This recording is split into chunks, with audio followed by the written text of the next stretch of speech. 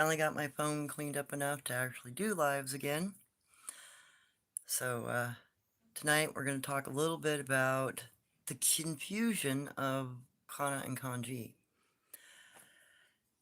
And let me get into some of the background as to why the understanding of Kanji and Kana are a little askew.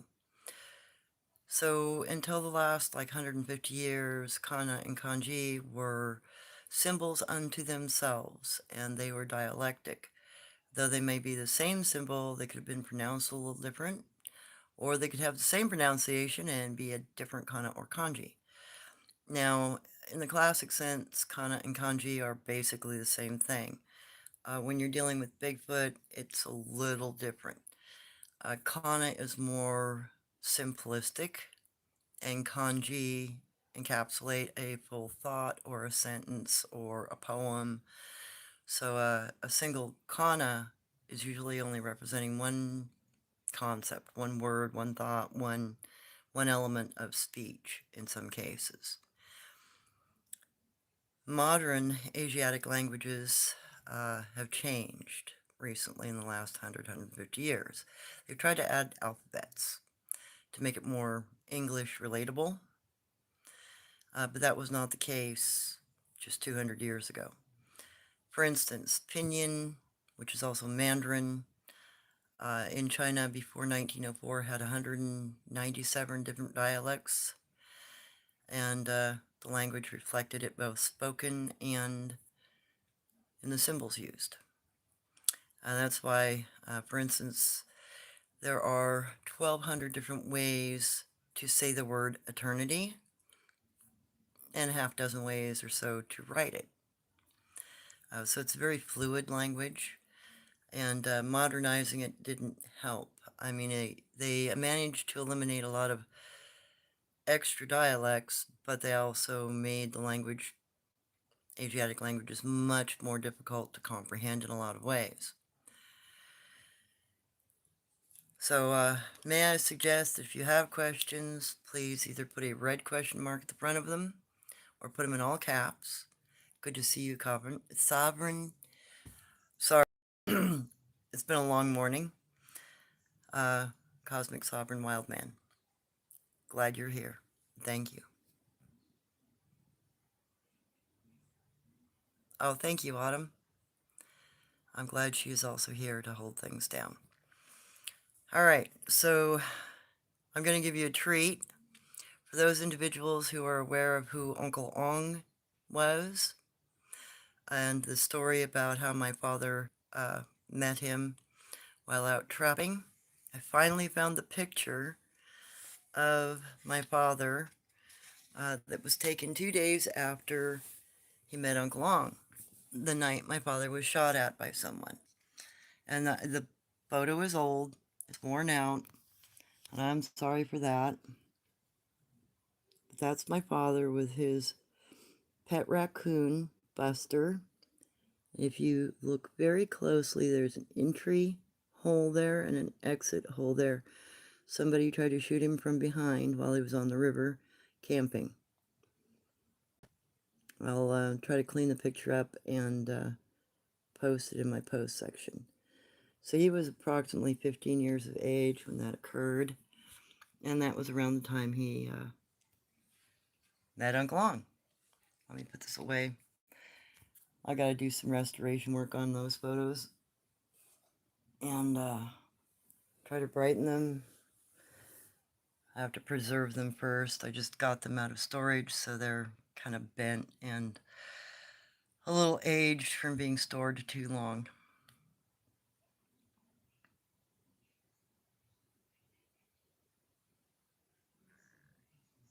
Yeah, I'm glad to be back too. Sorry it took a few months. I also wanted to take some time to mourn my dog.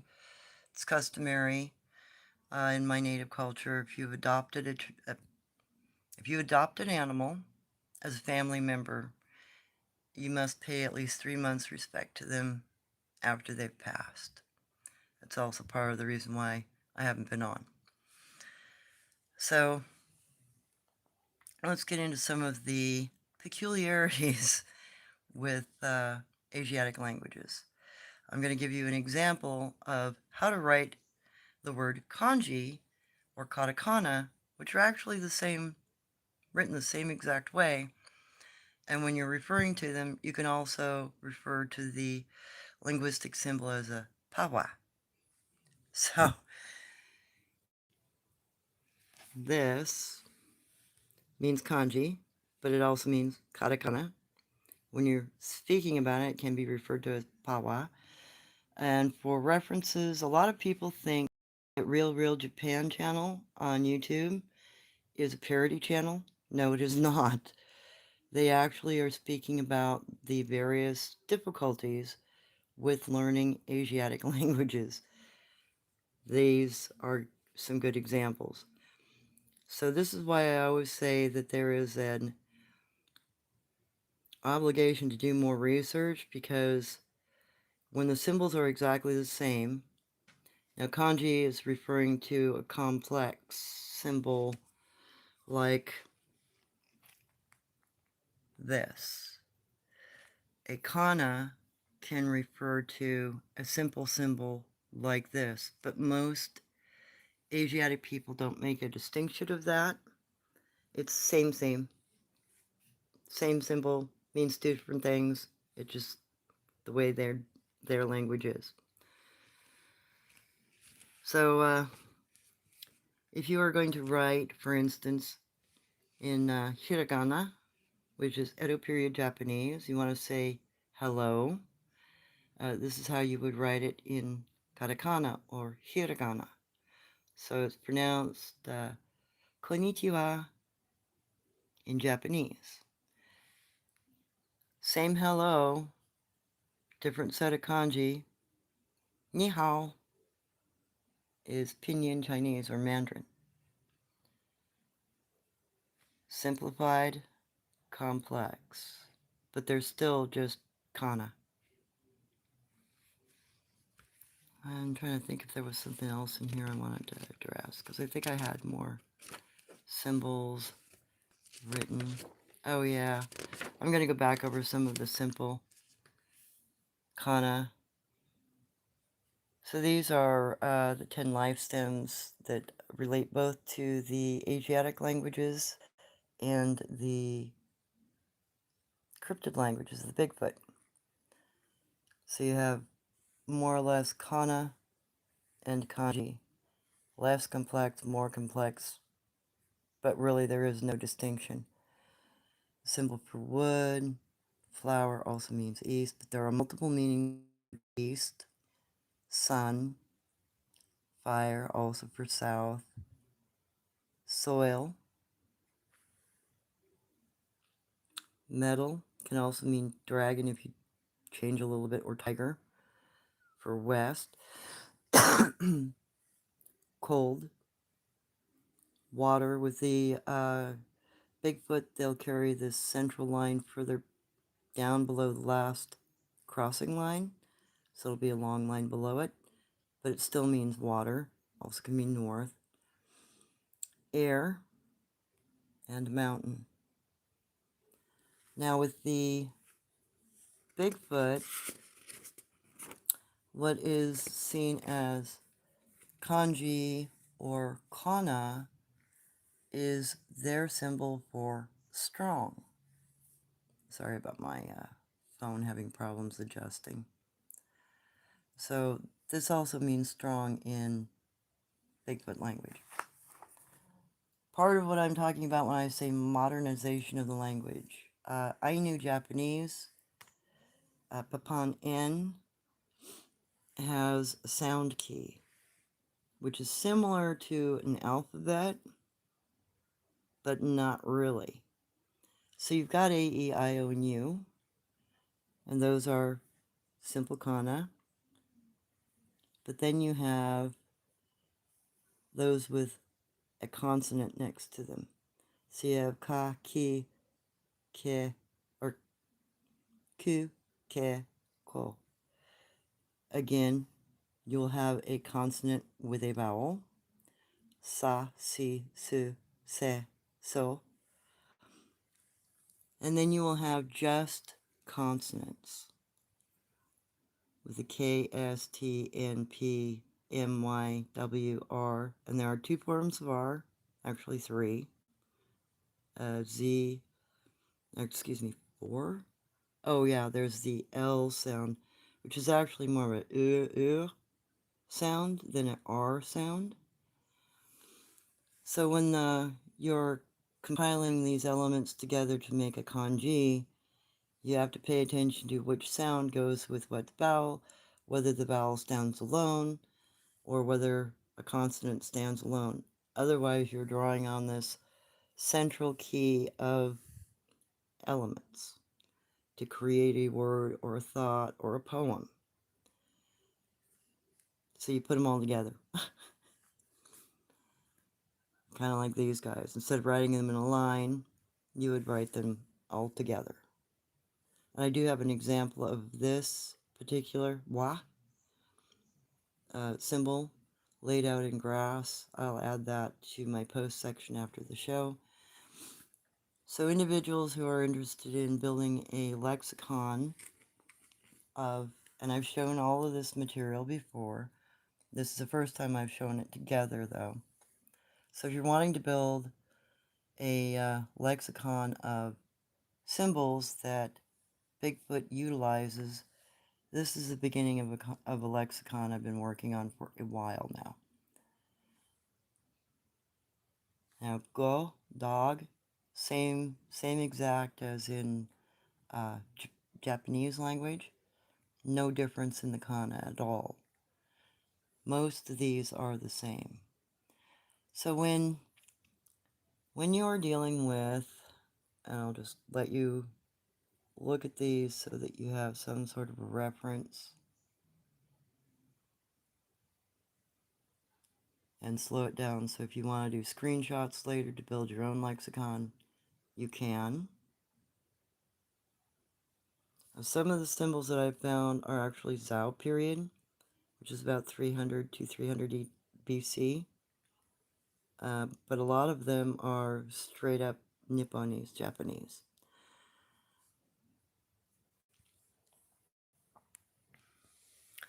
So when you're trying to learn to communicate with them, you have to take into account that they have a mishmash of languages put together.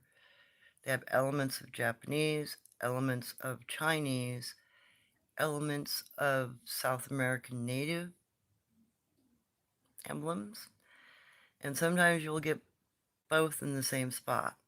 The number 8, for instance, can be written as this, or it will be a long kind of L with a bend and 2 hash marks next to it, also representing the number 8, which is a more Asiatic way of writing a numeral.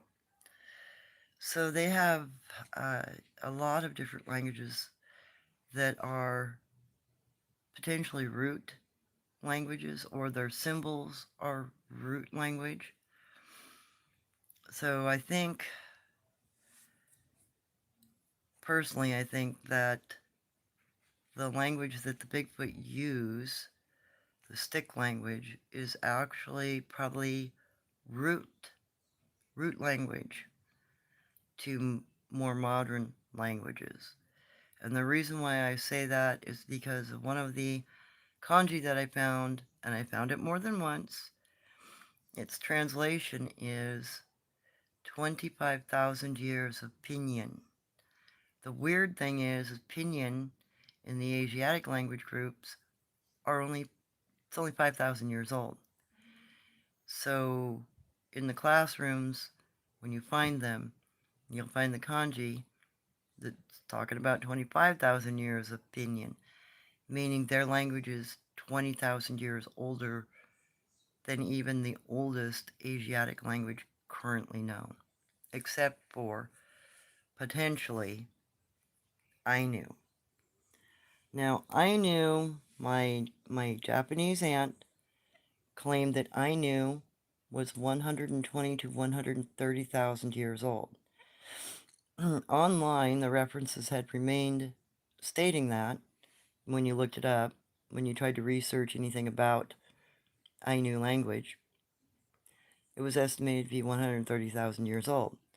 Recently, though, after AI was put up, it's now been dropped down to 30,000 years of age. Uh, so there's some tomfoolery going on. Also, when you're trying to learn to communicate with them or to trade with them, you're going to find there are secondary rules, not just linguistic rules that you have to deal with, but there are trading rules. So they're far more like Native Americans in their trade agreements.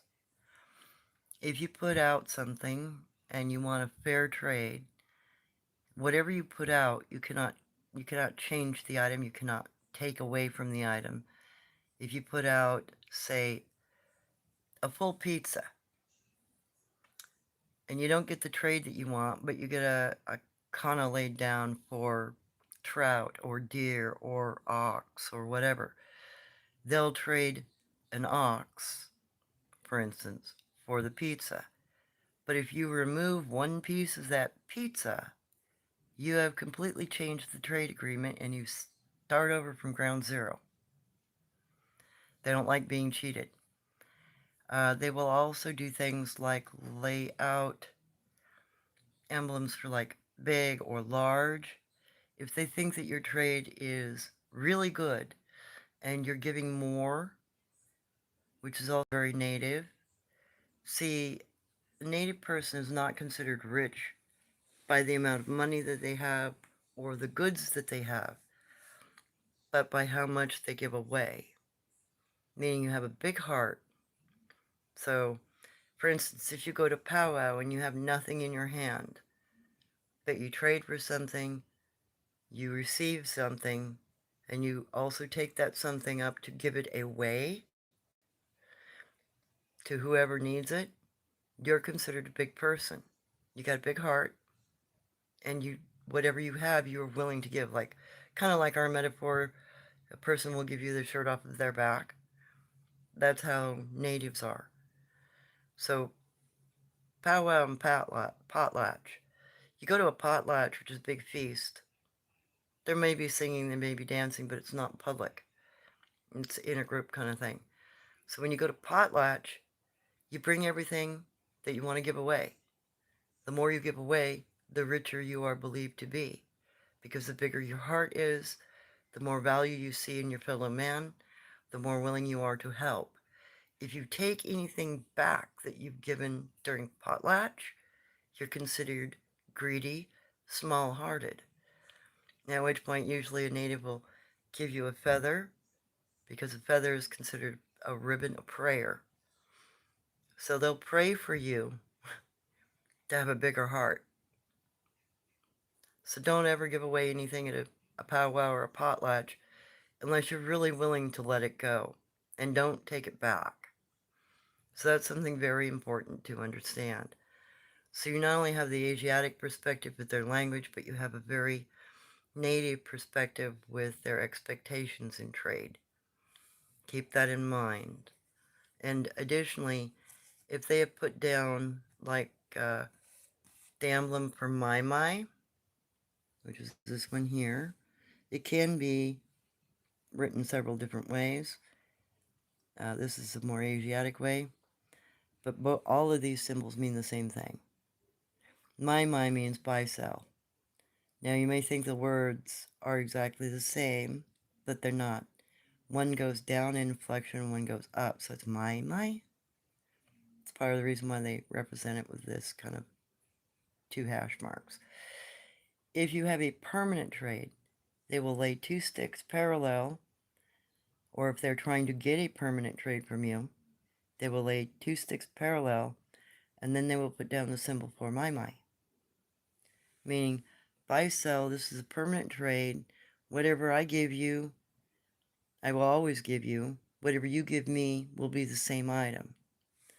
I learned that lesson the hard way when I was up on the res in Washington, and I had been trading very successfully a box of chocolate donuts every week to a Bigfoot that had an addiction to chocolate. One day I couldn't get chocolate donuts, so I brought him raspberry donuts. He grabbed his parallel sticks and he broke them and, and set them off to the side. He took my sticks and he set them off to the other side, and he left the box of raspberry donuts and where I'd put them. So after that, in order to make amends for my wrongdoing, I found his food hidey hole and I put a box of chocolate donuts in there. No longer a need to trade. I let him know, I know where your belongings are. I know you like these. These are just a gift. I don't expect anything. I was trying to trade for tools. I'm always trying to trade for tools because I want to know what kind of tools they use. So, like I said, um, you can see, for instance, Bigfoot symbol for strong is the same as kanji or katakana. Katakana just means a variation of this language instead of a variation of Chinese. I hope this isn't too confusing.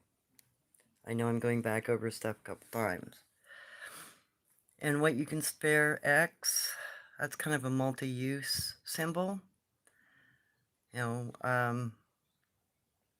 X's are used to mark ground foraging spots where you might find moles or turtles or fish or roots, berries, edible flowers, etc. If an X is high up in a tree, it most often marks a game trail where elk or deer or bear or whatever goes through. And if it's in front of a rock system, it's likely a marker for a trail. So if you find an X, for instance, set up in front of a boulder, you're looking for a ground trail of some kind, or a cave maybe. So let me go back through, see if anybody has any questions. Hey Marco. Hey Friends with Monsters.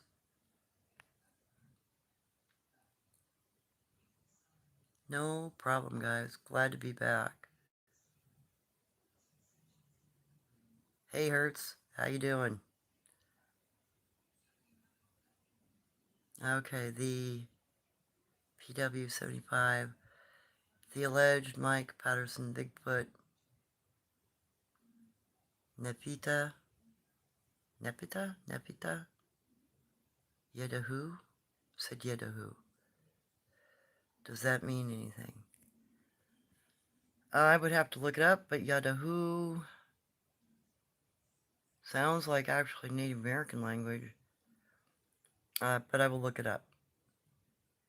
Because a lot of this I have to kind of go from ground zero every time. One, I have to identify which language they're using, spoken or written.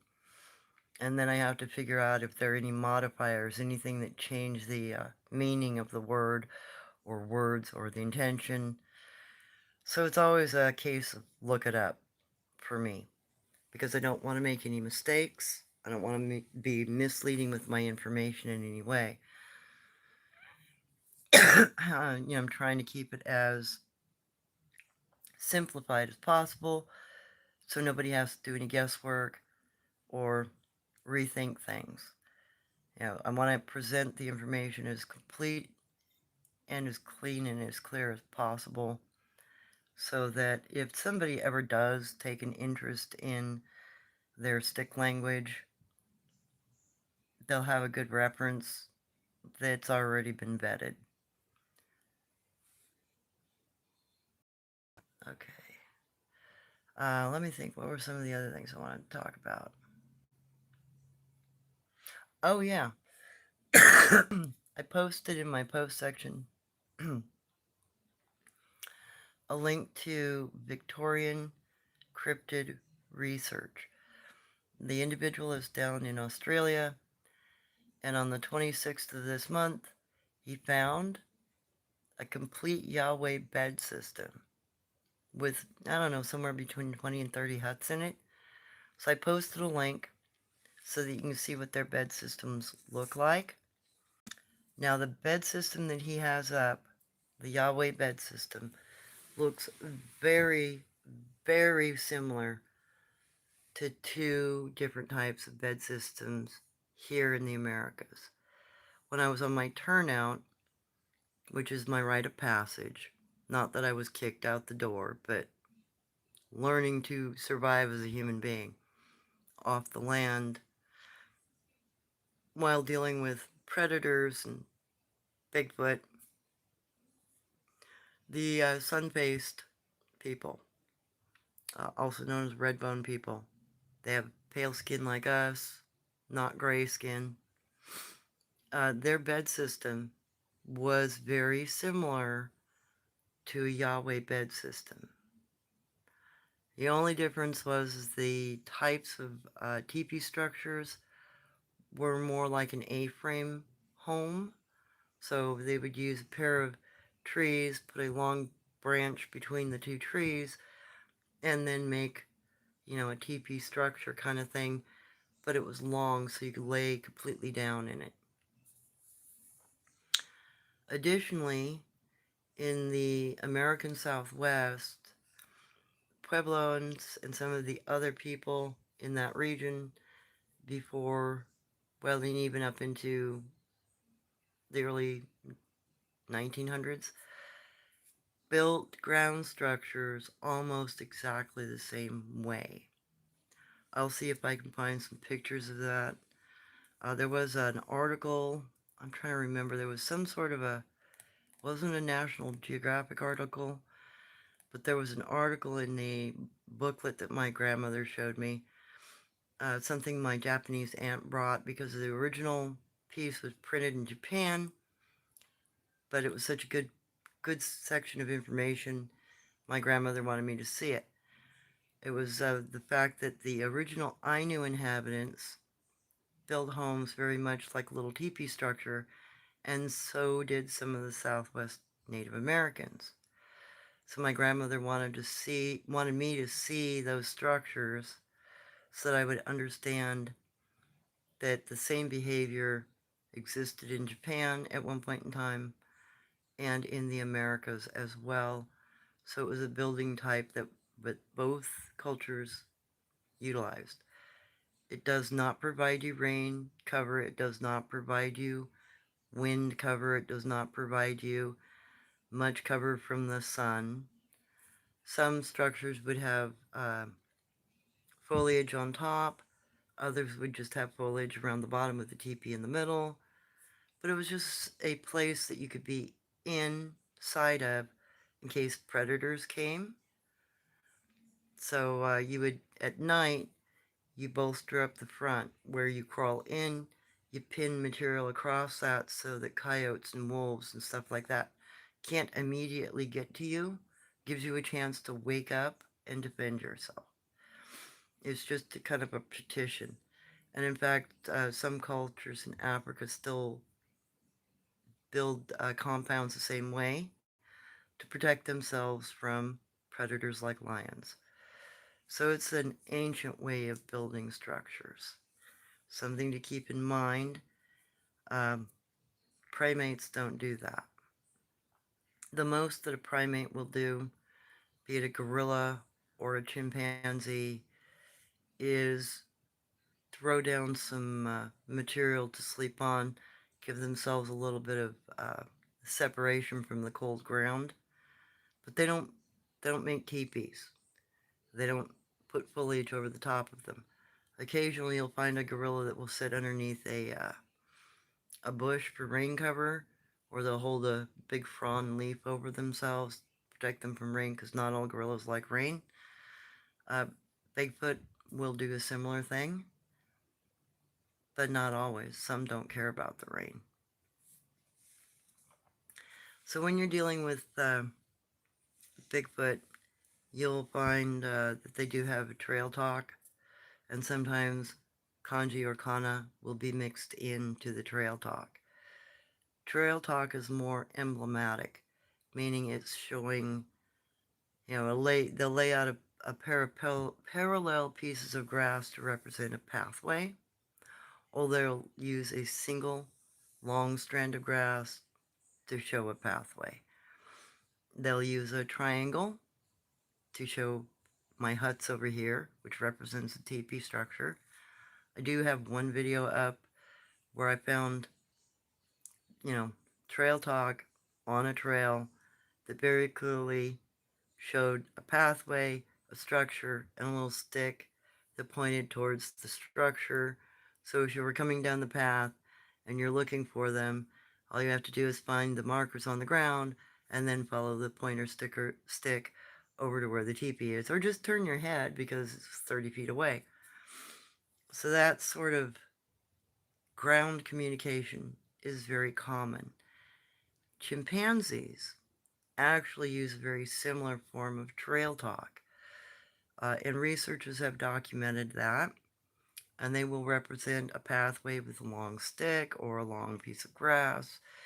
They will make symbols for different food sources that they're after, which is kind of what I think some of the Kana are within the trail talk of Bigfoot, but that's also ancient man. My grandmother always claimed that the language that the Bigfoot uses is something that used to be common knowledge to all Native people.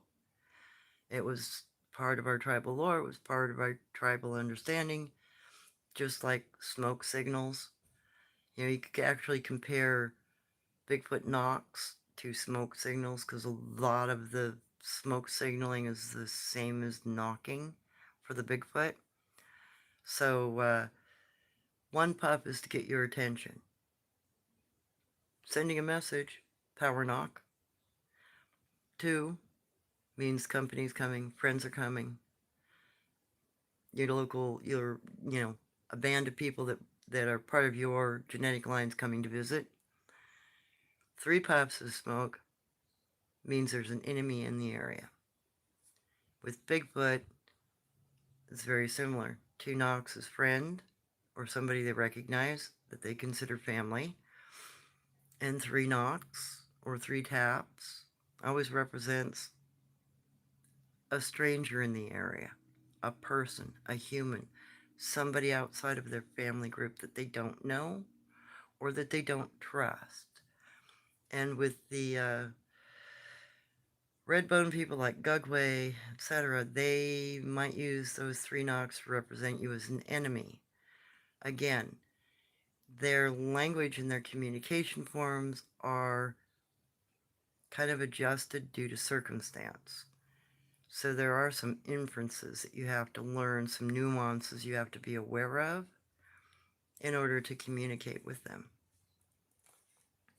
And if I would have been a little quicker last night, I would have had a whole series of knocks.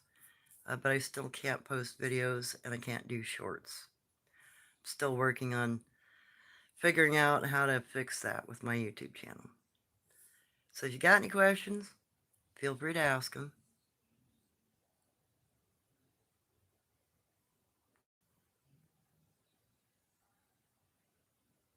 Okay. So that's basically what I wanted to address, was that the language that they utilize is adjustable. So it's a lot like the Asiatic languages. You can put 2 completely different symbols together and make a new inference. You can use the same symbol to mean a couple of different things, depending on what you're trying to refer to. So you kind of have to be able to crawl inside their heads or understand their behaviors well enough to make those inferences. And sometimes even I'm scratching my head for a while going, okay, what do they mean by this? What are they trying to communicate? And are they communicating internally within the group? Or is it something left behind for me? I never assume, unless it's in my own yard, that the communication is directed at me. My inferences, especially with anything on the ground, is that it's family members within the group communicating to each other, and I'm just a third-party observer. until you're starting to trade with them, and then that makes a huge difference because then you're going to end up having to figure out where they place you within their group. I hope that this has helped and is not too confusing. But Asiatic languages are very fluid. Additionally, like I said, until modern times there really isn't an alphabet. There are not 26 letters that define consonant and vowel. You've got combinations, or you've got lacks of combinations. So that makes it very difficult for an English speaker to grasp. In Mandarin Chinese alone, there were originally 86,000 different kanji or kana. I think there's something like 84,000 now that are still in use. So you have to memorize all of those. You have to refer to a lexicon, something that shows the emblem and shows the translation. Because most Asiatic speakers only use maybe 2 to 4,000 kana and kanji to write with, to communicate with. All the extras are more defined, not as used, like a reference library of ancient knowledge, so to speak. So that's kind of also confusing to a lot of European English speakers because our language is just not like that. And there is no relevance to Romance languages either, or Latin or anything like that, because there isn't any declensions. There's no neuter versus masculine or feminine words in Asiatic languages.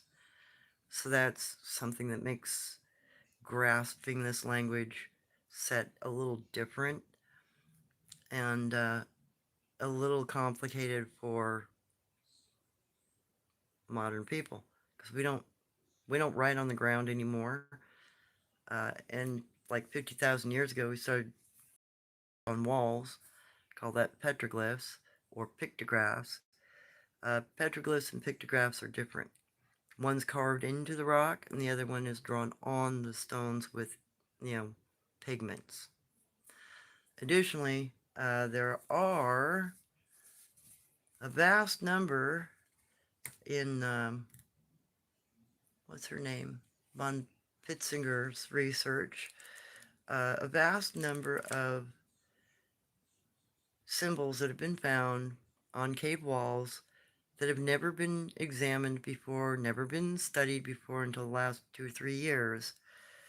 And so far there are, probably 2 dozen symbols that have been found on Neanderthal in artwork or alongside artwork. And some of those symbols match Bigfoot language, some match Asiatic languages, and some have no point of reference to modern languages at all. Some of the other things that you may find within communications on the ground by Bigfoot are Kana and Kanji that represent aspirations or a way of pronouncing something. So an aspiration, if you're you're getting more guttural, or you're aspirating a word. They actually have symbols to teach their young what those sounds mean. So you might get confused thinking you're looking at a kana or a kanji that represents a word. It may not represent a word. It might be a teaching device, a tool to share how to pronounce a word or how to write a word even sometimes. And I'm still I've only found 2 of those types of symbols so far.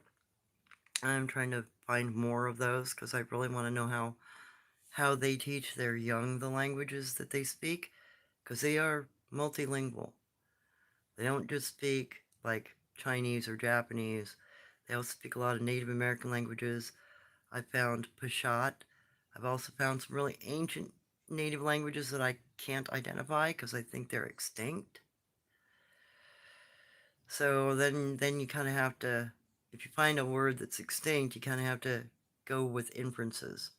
What's the closest linguistic comparison you can draw, if you can find one? And sometimes you can't. I have about 17 symbols I just simply cannot identify. I don't know what language they come from. I don't know what language groups they belong to. I don't know what the symbols mean. And I'm also building a lexicon of those. I don't ever throw anything away. If I can't translate it, it still goes into a lexicon with a great big question mark on it.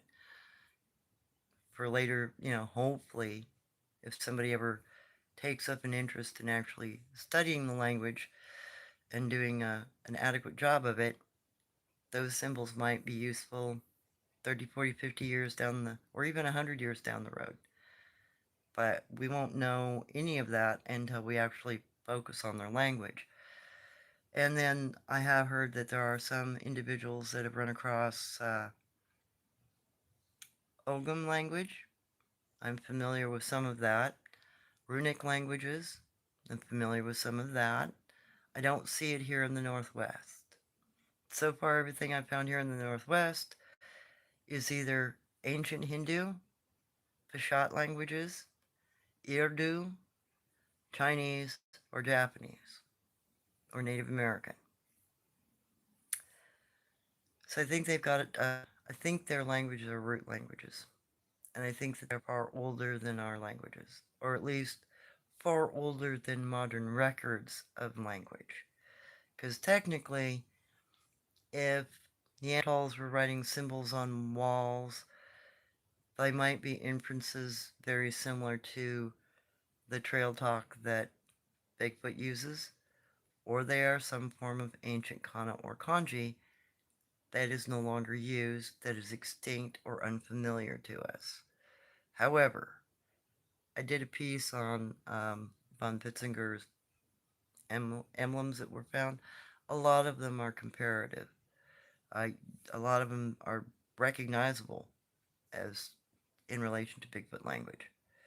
So that really makes me wonder, how ancient are these cryptids, and are their languages also our language? Maybe we learned our language from them. Who knows? My native grandmother claimed that they were the first people, that they came from extremely ancient times. And even Jen Jen, the Bigfoot on our property, claimed that, you know, she understood that she came from water, that her ancestors lived in a polywog pond. And during a time when this world was mostly covered with water and life was in the sea.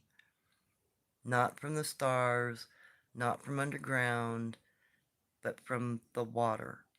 Now, we already know that during the Ordovician period, Ordovician period, Ordovician period, that's when life came about, where mollusks and small amanitas, that sort of thing, ammonites, amanita is a mushroom,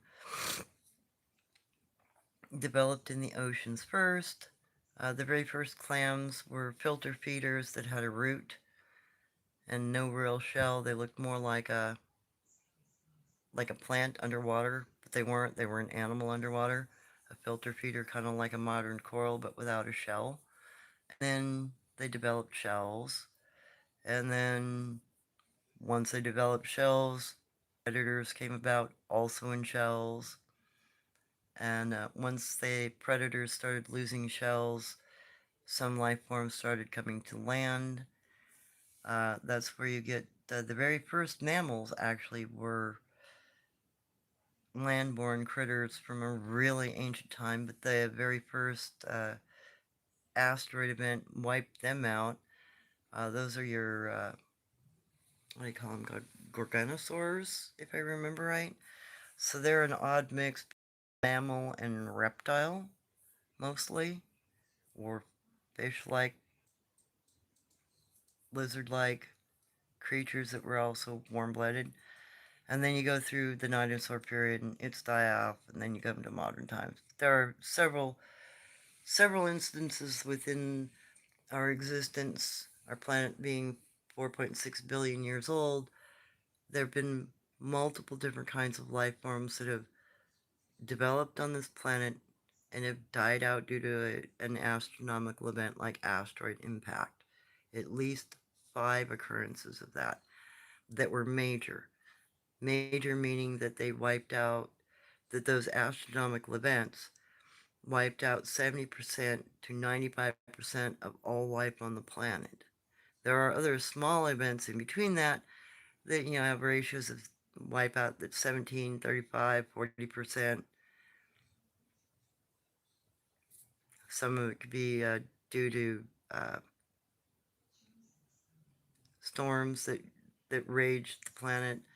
Some were due to massive earthquakes or cracking or volcanic actions.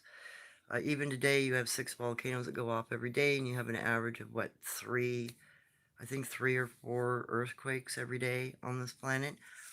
In a time earlier in history when it was far more unstable, the likelihood is that there was more of that going on, and probably occurring more often. Just go back and look in our geological record. Look, if you're in an area where there are cryptids, study the geology of the area. Figure out how old the bedrock is in your region. Figure out how old your mountains are. And the reason why I say that is because the Ozarks and the Smokies are really ancient mountains. They are some of the first mountains that ever appeared on this continent. The Rockies aren't that old. They're just a couple million years old compared to the Ozarks and the Smokies, which are, I think, a billion years, billion and a half, something like that. So they've been around a long time. So your geology of your area will also tell you a lot about what could have survived in the area. And if you're trying to understand a particular region, look look as far back in history as you can. Figure out if, for instance, like the middle of America, what's now our fertile farming land, that was all under ocean just a few million years ago. So you can find fossils of whales, dolphins, plesiosaur, etc., all through the Midwest because it was an ocean at one time. There are certain regions you will never find those kinds of fossils because the ground's never been underwater. Something to keep in mind, especially when you're trying to think about where would these creatures have lived. Have they habitually been in the same region for a long time? Are they still in the same region? I think part of the reason why the Rockies are so populated by cryptids is because it's an out-of-the-way place. It's very rugged. It's easy to hide in. There are a lot of ravines and almost fjord-like conditions without water around them that you can hide in. So it's easy cover. There's also a lot of game because we don't go there a whole lot as humans. We go over the Rockies. We might go into some of the regions of the Rockies, but a good portion of the Rockies has never been explored. It's only been mapped. We haven't covered every inch of that mountain range. And that mountain range goes all the way from, just above Mexico to just below Alaska. It's not all as high or as defined as what's along the west coast and through Canada and northern Mexico. But, it's a lot of territory that really hasn't been gone through. We go through passes over them, but we don't live up there. Not a lot. I mean, there aren't major cities on top of those mountains. Cities are always around places that are easy to survive. River edges, ocean shores, lakes, wherever there's a water source, we build a city. Well, ancient man did the same thing. Native Americans would live along coastlines where it was easy to fish. They would live along rivers where it was easy to fish. They would live near lakes where it was easy to fish. And the reason why I say and always go back to fish is because your game might migrate. And if you don't follow the game, like buffalo, Native Americans in the Midwest, we followed the buffalo. But in times after the buffalo were gone or before the buffalo were there, we ate other animals, we ate other things. And fish is a reliable protein source. It's wherever there's water, there's fish. If you're going through a drought, you'll still have fish until your river or lake dries up. And if your oceans dry up, you keep marching towards the water because there are still fish alive in it. So some of the things that we have to think about when doing research is, why would they be there? What's their food source? Is this something that they have always been around? Do they migrate? I don't think they migrate. Nothing that I've seen says that they follow herds of elk or deer or buffalo anywhere. The only times I see Bigfoot family groups move is because they're tired of being in an area and they pick up and move to a new location because they're bored. I've seen groups that have been pressured to the point where there are no real good food sources left, but they still remain exactly where their ancestors remained. Those groups usually just come into the city and forage in town. And they do it when you're asleep, when you're not paying attention. So we got to start thinking a little different. Don't rely on what other people tell. Don't even rely on what I say. Go prove it to yourselves. Find ways of thinking outside the box. Don't assume anything when it comes to Bigfoot. And if you've got a mindset that says they're all the same creature, they are not the same creature. There are multiple different types of archaic humanoids out there that are not on the books. And now that our genetics is getting better, our DNA sampling, even of ourselves, is getting better, we're finding there's a lot of extinct DNA that's still part of our allele sets. It's still evident within our genetic chain, but it's not being used. There's not ganglions that cut it off, that sort of thing. And a lot of people think that, could be cloning or interference with our genetics. I don't think so. And I can give you an example, a very good historic and modern example that would bring all of that into question. Cheetahs. So, modern savanna cheetahs in the 90s started showing up with stripes. A lot of geneticists and even game wardens in the area thought that somebody was messing with the cheetahs to give them stripes. No. If you go to the British Museum, and you go to the West British Museum, there is a 12-foot long piece of papyrus scrolling called, can't remember what it's called, but it's usually referred to as kind of a cartoon manual, because there are animals in this beautiful, beautiful piece of papyrus work performing tasks like people. They're picking saffron, like monkeys will be picking saffron flowers to get the saffron little stamen out that you use in your cooking. Animals were shown weaving or spinning fabric, spinning thread. Some animals were shown pushing carts. The cheetahs that are represented in that papyrus, and that papyrus I think is about 4,000 years old, have stripes. And there are also cheetahs on that same papyrus that have only spots.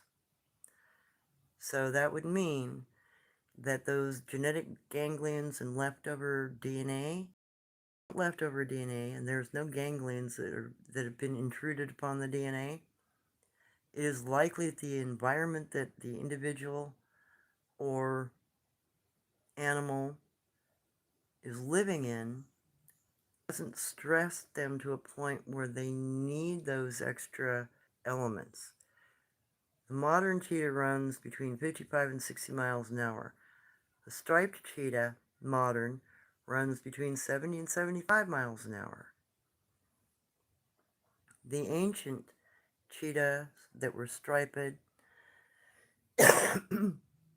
were considered king's cats, and they were traded throughout the Mideast, throughout ancient Egypt, were sought after in Assyria and Babylonia because they ran faster than a normal average cheetah. So I think that those leftover elements are because the environment's changed. It's not as harsh, so they don't need to run as fast. They don't have to pursue game at the same rate. Now that game has been depleted in modern times, most of it shot off, poached out, going extinct, you're going to need to run faster in order to catch dinner. It just stands to reason, especially if you're thinking about adaptive abilities, Darwinism and adaptive radiation, which means a creature that moves from one territory to a new territory will develop new characteristics to blend into that territory. The individuals that remain behind, for instance, moths, you can take moths as a real good example. If you are a moth and you are in the savannah, you're going to need to be lighter colored to hide in grass, to hide anywhere that's lighter in color. But if that same moth moves into the forest, it's going to start expressing darker because the lighter it is, the catchier it is to the eye of a predator, and it'll get eaten by a local bird. So it's not that they willingly change, it's that the creature that adapts the best to the environment survives the longest. You can also say that for all of the extinction events, because I've been doing a lot of research on the extinction events and what kinds of creatures survived after each one. And I found some common elements to that. Being omnivorous, being an ambush predator, are two huge factors for just about everything that survived major extinction events. Being able to adjust their diet or add more to their diet or retract from their diet because there's less available allowed them to survive longer. Just food for thought, guys. Hi, everybody. Hi, Lowell. Your fave. How you guys doing? Okay.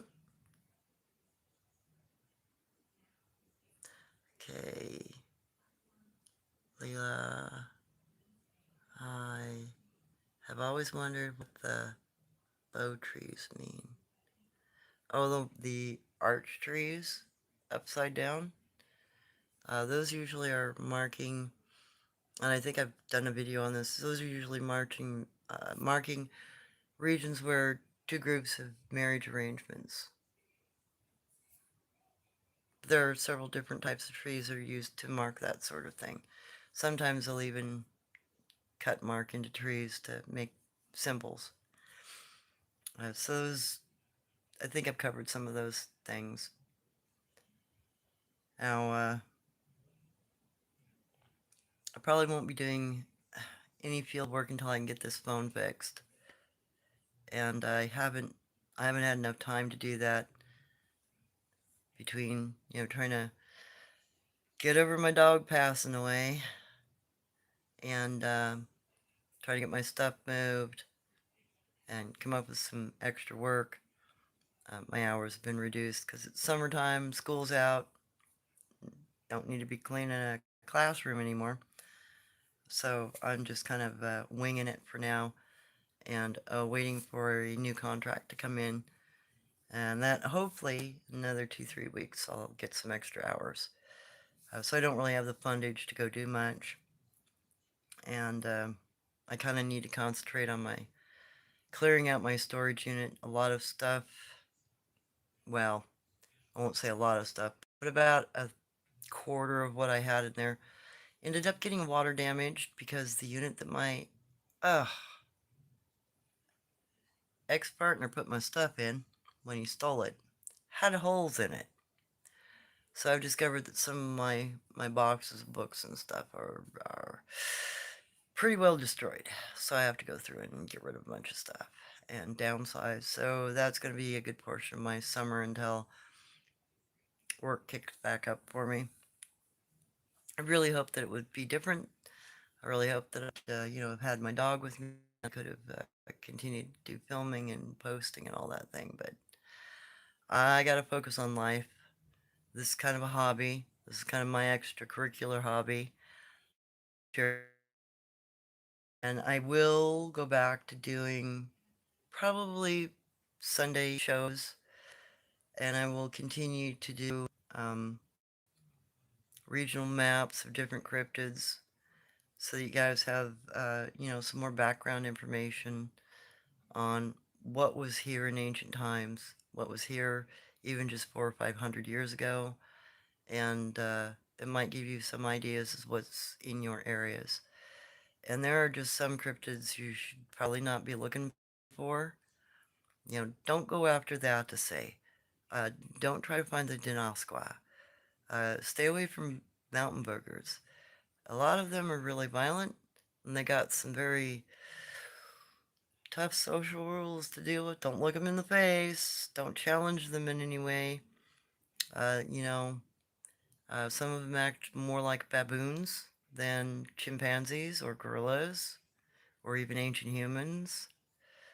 And some of them are more carnivorous than you might realize. So it's some modicum of your own pursuit. Bring it back down a bit. Don't put yourself intentionally in danger because you aren't aware of something. Um, and try to examine things from. I do this. I don't just march into an area. I try to examine it from a distance if I've never been introduced to it. I'll sit there with binoculars for 2, 3 days to see what's running through the bushes. Are there deer? Are there bear? Are there cougar? Is there some kind of cryptid that I can find sitting somewhere in a tree or in a bush or next to a rock? What kind of cryptid is it? Is it something I want to deal with? Is it something I already know is dangerous? That's also the reason why I want to keep putting up the regional maps and the descriptions of the different kinds of things like pugwudgie, etc. Because if you're in a region where there's known unusual cryptids that are dangerous, you need to be aware of it before you go out in the field looking for them. You don't want to run across some of these things accidentally and not understand behavior enough to avoid them. For instance, when I was on my turnout, now I'm going to go back to the Sunface boys, because there were 4 of them. They're all about my size. They're human height. Their parents weren't over 6 foot tall. None of the adults in that family group were over 6 foot tall, maybe 6.5. So they're human sized. They look very human in the face. They got a weak jaw. Some of them had underslung jaws. They had very human features. They had very human colored skin, a little sunburnt looking. They had very human behaviors. But they're also incredibly intelligent and very cunning. They would set me up to make a mistake. Like the day the one boy took my bow and arrow set. He put it down in a ravine next to a marsh that was almost up to my neck, and I didn't realize how deep the thing was. So when I went to retrieve my bow, because I'd taken an afternoon nap in the shade, I put my bow down at my feet in case a rabbit came by. I could grab my bow, sit up, and bang, I might get a rabbit that day. He stole my bow and my 3 arrows. And the reason why I only use 3 arrows is that's you carry two in your hand, you have one loaded. If you miss, you grab that arrow again as you're chasing your prey until you lose that arrow, then you pull another one. Otherwise, you just keep running and picking and running and picking. If you miss, you pick it up as you run. If you have to veer off and leave an arrow behind, that's why you always keep a couple in your hand. So he put this thing down at the water's edge near where he gathered crawdads. I climbed, what, probably 30, 40 feet down to get my bow and arrow because I didn't see me. When I got down there, I checked my bow. It was in good shape. He hadn't broken it. He hadn't destroyed it. Everything was in place. Even the string was good. I turned around, I got my arrow in my arrows and my bow in my hand, and the area I just crawled down, he swung out from underneath like I think it was scrub juniper tree. He just swung out, smiled at me, kind of waved, and my heart went kadunk because I realized what he was.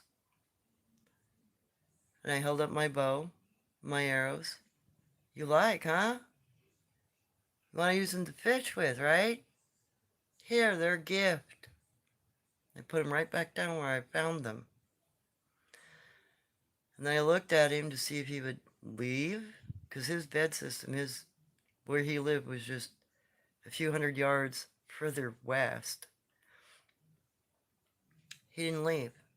He held out a hand, a big smile on his face. I can help you. And he said it in English. That's when my grandmother's warning came back. If a sun-faced person offers you a hand up or a hand out to help you, even if you have fallen and broken your leg, don't accept it. They will not let go of you. And they are much stronger than you are. So I said, oh no, thank you. I'm going to go this way. Because I thought the swamp was maybe waist height, the marsh. I was wrong. But I waded all the way through it to get over to the river, swim across the river and get the heck away from him. And on the ridgeline above me, as I'm trying to make my way through the marsh, he followed me along the ridgeline until another, well, the Yaren, the big red guy I'd been trading with, got in his face, told him to turn around and go home. So I was kind of technically saved that day because I'd already traded with another, more friendly type of Bigfoot. If I would have taken that sun-faced boy's hand, we wouldn't be talking today. I wouldn't be here. So it's things like that you have to be aware of. If you're going after the Jinaskwa, what I know is a Ishka, they're some sort of very intelligent baboon, human-like creature. You look them in the eye, it's a no-go. They are considered the fierce people or the fierce men. If you look them in the eye, it's a challenge. There's a good chance they'll kill you. When my mom had me go into their cave system, it wasn't a real cave system. All they do is just dig out underneath rock walls to make a place to lay. They make sandals. So if you ever run across a region where Bigfoot are wearing grass sandals, it's not Bigfoot. They're actually a baboon-like creature that's also intelligent enough to make woven grass sandals. I made the mistake. My mother warned me. You can look at their stuff, don't touch it. They'll take that as an offense. They'll think you're a thief. I couldn't resist. The work was so fine, and it looked so much like like sandals I'd seen before in museums. I couldn't resist. I touched it. I looked at what he was doing and how he was making them. Well, as soon as I touched those sandals, he comes into the other end of the little dugout cave and shoved me. If I hadn't have known how to climb and how to grab rock, I'd have been 200 feet off into the stream below. I'd have been dead. And as it was, you know, I had to hang there for 20, 30 seconds to keep my head down before he kind of backed off, went, and then he turned sideways to me, and he kept looking at me. And I had to wait another minute, minute and a half before he finally, because I moved over away from his sandals and I sat there sideways to him like you do with big primates. You got to ignore him. So when he finally left the end of the cave, I slowly made my way out, made sure he wasn't anywhere around, because he might ambush me and chuck me off the cliff too. So I finally made it out of there, but it's behaviors like that that people need to be aware of. Because if you're messing around with these things, you're too innocent. You're unaware of a lot of the behaviors. It's way too dangerous. And anybody that thinks that I sat around campfires listening to campfire stories, no. My mom put me in with them. She put me in cave systems with them. She put me in living systems with them. She put me in bed systems with them. Many times I was within 10 feet of these things.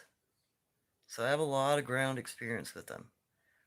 And I'm still always aware I could make a mistake and I could not come home. Because if I screw up, it's permanent. I'm really, really careful. That's why if anything makes me a little concerned, it's better just to get out of the area, get away until they stop following you.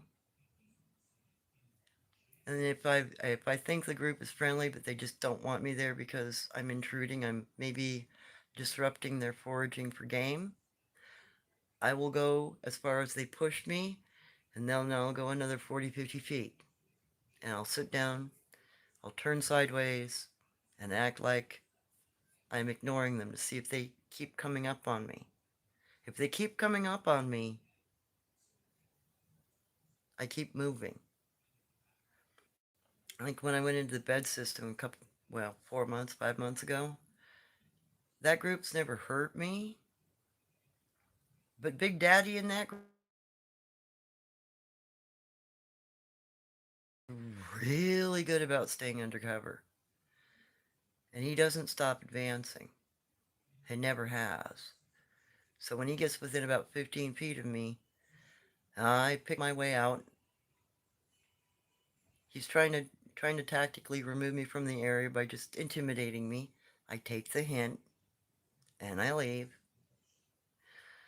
So if I didn't leave and I got too persistent, I might get attacked. I might disappear. So don't be foolish. Retreat. It's safer for you to retreat. Okay, let me go up and see if there are any questions. I'm sorry to be such a mama, such a grandma about that, but it is really, really important that you are constantly aware of your surroundings when you're out there. And I don't mess around at night. I'll tell you that one too, just to remind you guys. But let me see if there's any questions. Yeah. Sympathetic. Yeah, my dog is still with me in spirit. She even comes to my dreams. But yeah. Thank you for giving time. Sorry for the loss. It was unexpected. Between the cancer that she had and being bit by a hobo, I thought I was going to have, another year or two with her. And it was just not what I hoped. Not what I wanted to have happen.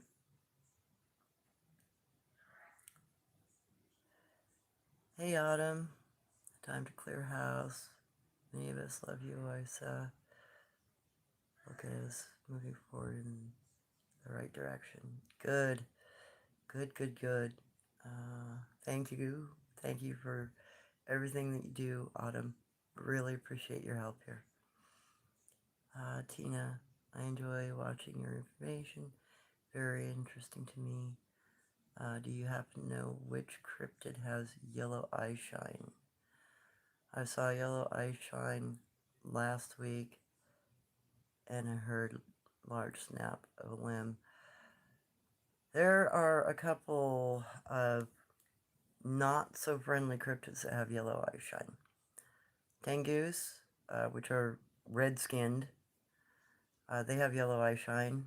And Janosqua have yellow eye shine. Some have red, some have yellow in that group, but that's probably because of crossbreeding. You know, some of these species can crossbreed with each other. So I know that amber eyeshine is Gugway, and Gugway will attack you. I do have some drawings up with as much as I know about the eyeshine of some of these creatures. But amber and yellow eyeshine and white eyeshine, I always avoid, along with green eyeshine if it's really big. So crawlers have white eyeshine to pale yellow. And we do have crawlers here. So just stay away from that. Some crawlers have claws. Some crawlers have very primate-looking hands with black fingernails like primates. Some crawlers have very human hands with pale fingernails like us. My grandmother claimed there were 6 or 7 different types of crawlers that Native Americans have run across. With modern accounts, there are 3 different major descriptions that I've been running across online. So I don't know if a couple of them gone extinct or if we just haven't run into their 4.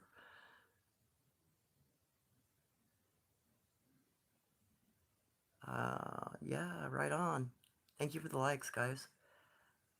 That's horrible. I'm glad you got out. Yeah, I was a little concerned that day that I wouldn't get out, but I followed my mother's advice because my mother's turnout was done with Janasqua, what we call it, the Ishka people, or fierce men. Her turnout lasted 6 months. The second time she got beat up by another one of the juveniles, one of the babies she played with. Great grandma said no more. You know, it's too dangerous for her to be living that close to him. She understands enough. Come out. And that's always the danger when we're being taught the lore. Because you don't sit around in a teepee and talk this stuff out. You go out in the field. What you do for field work ain't nothing compared to what my parents, grandparents put me through to learn this stuff. It was all face to face, in their territory, trading with them, learning from them, interacting with them, looking at their bed systems, looking at what they ate, etc. You know, it was no joke what I went through to learn this stuff. That's why I've got the confidence that I do and also the really leery nature about stuff. Leah, thank you for sharing. The first SAS man I met said he would make sure no one ever hurt me again. I was 5, I let him pick me up, but God told me to scream. So he put me in a tree. 1, 2. He was probably just being friendly. Jin picked me up a couple times, and my adopted Bigfoot father, Guanch, he'd hold me every once in a while, or carry me. I was never in a gonna carry me off to eat me way. It was always to protect me. or to hide me from something that was worse, put themselves between me and it. There are these crawlers. What are these crawlers exactly?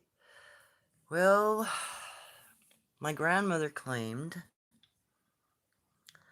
that most of the native lore believed that crawlers were people who lived in caves too long, and that they had adapted to cave living. They look very human. They look like emaciated humans, or even some of them you could even call golem-like creatures.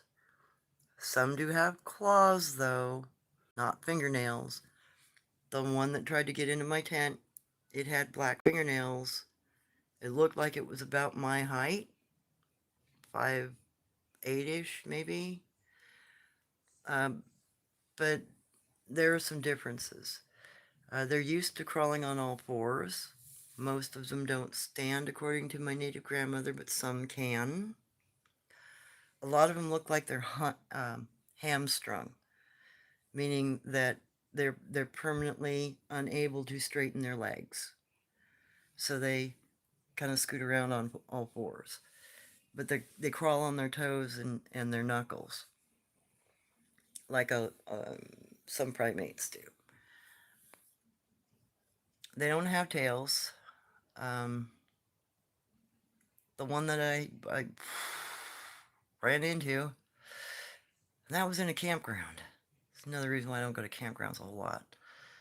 Because some of the campgrounds around here got some weird stuff near them. It had whitish, mostly white eye shine, but a slight yellow tint to it. Some of that might be due to diet. Um, but yeah, my native grandmother claimed that they were survivors from ancient extinctions that had gone into caves, and they lived in the caves so long that they became inbred. They became albinistic in a lot of cases, white-skinned. That they started using clicks and whistles to communicate with. The one I ran into made a sound not unlike a June beetle, you know. But June beetles don't crawl along the ground and follow you during the day either. June beetles stay up in a tree. So when I saw it crawl away, it was naked. I could tell it was male because it had dingleberries. Didn't have a tail. It was a little on the dirty side. Looked like it had been in the mud, but it pale skinned. Very emaciated looking. For its height, it was, well, I'm a buck 45, so it couldn't have been over maybe 95, 110 pounds at the most. It was really scrawny looking. And I think it's probably just because of where it lives and the fact they don't get out except at night, for the most part. So a lot more dangerous things come out at night than come out during the day. That's one. And there was a group of cryptids in Washington that I researched. It was a group that I traded with, and I actually traded for some of their babies' teeth. And when I was moving stuff, I ran across the teeth again. They got spilled into the bottom of a box, so I've got to be really careful when I'm going through stuff to collect those teeth up again. A couple of them were broken, but I have a couple of molars. I think I've got one or two incisors that's solid and unbroken. The teeth look very much like human teeth. The only difference is they've got a little bit of deep crenellation to the tops, a little deeper than most people's. Almost pink. And one of the molars has ridges on it, kind of like a primate. But then some archaic humans have the same type of tooth structure. Homo longi man, for instance. We don't have many examples of him, but he's an ancestor, but he also has primate-like teeth. That group was known by the indigenous people of that region to be human eaters. They were cannibalistic, they would eat each other, and they ate people. And it was historically known that they ate people. They also live with a bunch of pukwudgie and other little cryptids that use poison darts and are really nasty little buggers to be around, and they're quick. Be really careful of those guys. Pukwudgie are also supposed to be able to turn into balls of light. So when you're researching and you think that Bigfoot's turning into a ball of light, not likely. Unless you see them actually do it right smack dab in front of you, it's likely it's a pukwudgie. Because they're considered lightning beings and they have the ability to become an energy form. They also run it. When the one ran away from me after it tried to shoot me with a blow dart, it ran away so quick it looked like a blur. All I could think was, oh my god, it's going to Mach 100 something. Because it went from standing still to gone. And literally, it was a blur. I could see it for the first like 3 steps, and then it was just so fast running, it disappeared in the foliage, and all I could see was just this little black blur. It was gone. My grandmother claimed that they could outrun horses and could outrun you. And to think that we actually had battles with those things 1,500 years ago here. I don't know how we ever survived. So that group was perfectly fine to be around during the day as long as you didn't get too close. Within 10 feet, they got really testy with you. And I made that mistake a couple times. Oh my God. But at night, completely different story. I was taken there at night uh, by a friend of mine. This still makes me nervous talking about this particular story. So this fellow had had a friend, and they had gone to this particular jetty area by the beach, by the coast. And they were hanging out, talking bullshit and stuff at night. And they weren't paying attention to what was coming up on them. So when they tried to go back to their vehicle, his buddy got grabbed by one of these cryptids. And he grabbed his friend and tried to, pull him away from the cryptid. Not happening. Just think about a chimpanzee. It's 4 to 6 times stronger than us. Well, a juvenile Bigfoot that's your same height is 4 to 6 times stronger than you. Can you imagine what an adult might be like strength-wise? They could flip your car over with one hand. So he couldn't pull his buddy away from the grip of the cryptid. And they'd been sitting out there for 20, 30 minutes, and these things had advanced on them. They were unaware of them being there, and when they tried to walk back to their vehicle, the kid got grabbed. And he tried to fight to get his friend back. Did not happen. His friend got drug off into the woods. He filed a police report, described what happened. Nothing was ever done.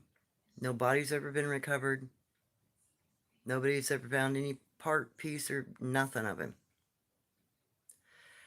So this fellow, whose friend had been basically stolen from him, showed me exactly where they were, and it was really close to where the cannibal cryptids were, the human eaters. And it's an area I was trading in, just down in the gully. So we sat. We were bullshitting, waiting. When we walked into the area, I noticed there was one cryptid up a tree. And that night I was trying to use night vision goggles to see these things, right? Because a buddy of mine had loaned me a pair. So I was thinking, hey, I can get a good look at these things at night and see what the heck they're doing. So I'm watching this one come up along the fence line, and he's being bold as brass. He was being loud. He was letting us hear him. He was letting me track him with the night vision goggles. And then he turned, and he came straight for us. At which point my buddy grabbed me and said, "Put away your damn goggles, we're leaving." And he wouldn't let go of me, and he fucking started dragging me. I'm like, no, these are the guys I trade with. No, these are the same people that took my friend. There is no trading with these things. And as we were trying to make our way back to the vehicle, the one that had been up in the tree dropped down. So we had one driving us towards the tree, and that one dropped down. Both of us decided to book it at that point and just make it to his vehicle. So you cannot always trust them. They may be very friendly, they may trade with you, they may be happy-go-lucky during the day, but if they're people eaters, they'll take you at night. And that's why I always warn people, don't do your research at night. Please, you're at a severe disadvantage. They see at night, you don't. They know the woods. They can move silently at night. You can't. You're going to stumble. You're going to fall over stuff. If you're going to take any equipment out there, make sure it's passive. You place it during the day and you vamoose. Don't go in there at night. And I think a lot of people have been really lucky. I think they've been around a lot of more or less passive Bigfoot or cryptids, whatever you want to call them, because I have different, tribal names for them. But they're not all what you think. Some of them are incredibly dangerous, and they will wait. They'll wait until you compromise yourself, and then they'll walk off with you. So be aware of that, because they don't always act the same. And in fact, I was around the Sun-Based Boys for 7 months, hunting in their territory, swimming, foraging, gathering roots and stuff. Never was able to trade with them. Was able to trade with the other group, but I couldn't trust them. They would find me at night, and then they'd sit. They'd watch me. They'd take stuff from me. If I left my bag of roots and foraged items alone, they'd come and pick through it and grab what they wanted. So I had to always keep my bag on me. So they'll take advantage. They'll do whatever they can to get what they want. And they'll play nicey nice, but it isn't always the case. They let you become comfortable. They let you think that you're in control. They let you think that they are not harmful. But that's not always the case. Some species aren't harmful. Some species are really friendly. Some species, in fact, a majority of species, don't eat people. But there are a few out there that do. And they're really dangerous. So keep that in mind, please, please keep that in mind.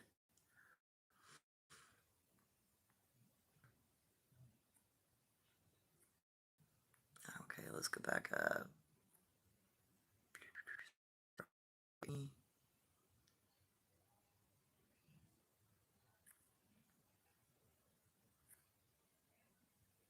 Okay, I hope that gives you a little bit of understanding of what crawlers are. Now, there are different versions of them. There are probably some different behaviors in different areas, but I've only ever run across one. That was enough for me. I don't ever want to run into another one. Oh, thank you, Autumn, for the great explanation of what I do. So glad I caught you live. I hope you're doing well. Yeah, I've been doing pretty good. Been enjoying my time off. Got to go swimming the other day. Been getting a tan. Been trying to get my phone cleared up enough so I can actually do lives again. Finally figured out how to do that. I'm going to have to end up resetting it, but I got to copy a bunch of information off my phone before I can do that. Finding out this cheap-ass phone's a little more difficult to reset than I had anticipated. Okay. I'm not quite sure what my... Oh yeah, I still have some battery power left. And we're sitting at, about an hour and a half. Hour and 40. Can you describe their faces? Thank you for sharing. Which type of creature, Travis, do you need me to describe? Is it the crawler? Or some other the sun-based people? But, because all of them have different characteristics and different features. A lot of them look very human in the face. Um, like most cryptids actually look really human in the face. Surprisingly so in some cases. Like the Gugway, Todd Standing's got a picture of a Gugway. I think he calls the thing Jake. It's the one that's sitting in between the logs looking at you. The picture that he has it looks almost exactly like the Gugway that was on our property that was attacking Jen Jen. The Omaha Bigfoot that looked a little more chimpanzee-like in the face. But still very human.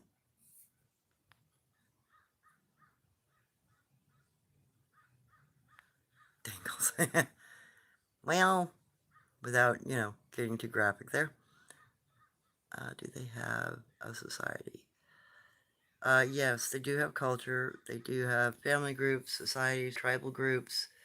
And societies actually, to me, mean probably something a little different than it means to you. So within the Native American culture and within some cryptid cultures, especially the ones that are friendlier, society actually refers to orders of religious observation. So Native Americans will have totem animals in their tribes, and you don't get to choose your totem animal. Tribe is whatever it is. Totem animal society uh, might be the bear society, might be a deer society, fox society, snake or lizard society. Specialized hunter-gatherer society, and you go live amongst foxes, you live amongst deer, you learn their behaviors, you observe them. Foxes, for instance, are considered very wise, and a lot of things can be learned from foxes. In the case of cryptids, and like Native American cultures, some of those societies are specific hunter societies as well. So you're actually learning the behavior of the animal so you can better understand how to preserve it while you're hunting it, and how to track it or see through its eyes. Where is it going to be? Where does it forage? When does it forage? How does it forage? Does it forage up on a mountain? Does it forage down in a gully? Does it forage out on a grass field plain? Where does it go? So society actually is kind of a relative term when it comes to Native American and Bigfoot cultures. My adopted Guanche father was part of the Deer Society. I, though, from my native culture, am part of a Thunderbird Society. So part of it is a religious observation. So in the case of like hunter societies, you're responsible for making the prayers before the rest of the hunting party goes out. You're the one that looks to see where to find the animal that you're hunting. If you're part of the deer society, you do like a little vision thing. You make sure everybody's protected so that they don't get, hunted by a predator while they're trying to find food. So you're kind of a priest or a priestess, a medicine person, and you are a member of a particular society that you know, is very specific with their teachings. Um, some bears actually also you'll learn how to shapeshift. Some deer societies you learn how to shapeshift. Shapeshifting is not what most people think it is. It's just you becoming innately aware of the creature that you've studied to such a degree that you can imagine yourself being it, and you shift into that form. It's more like learning how to use your own, how would you, how could I put that in modern terms that would make sense? Quantum. So if you could imagine yourself understanding your quantum state, your energy being, you can shift your energy being into another shape by thinking about it. So you're quantumly shifting your form. It's about the best way I could put it that modern people would get it. But yes, they do have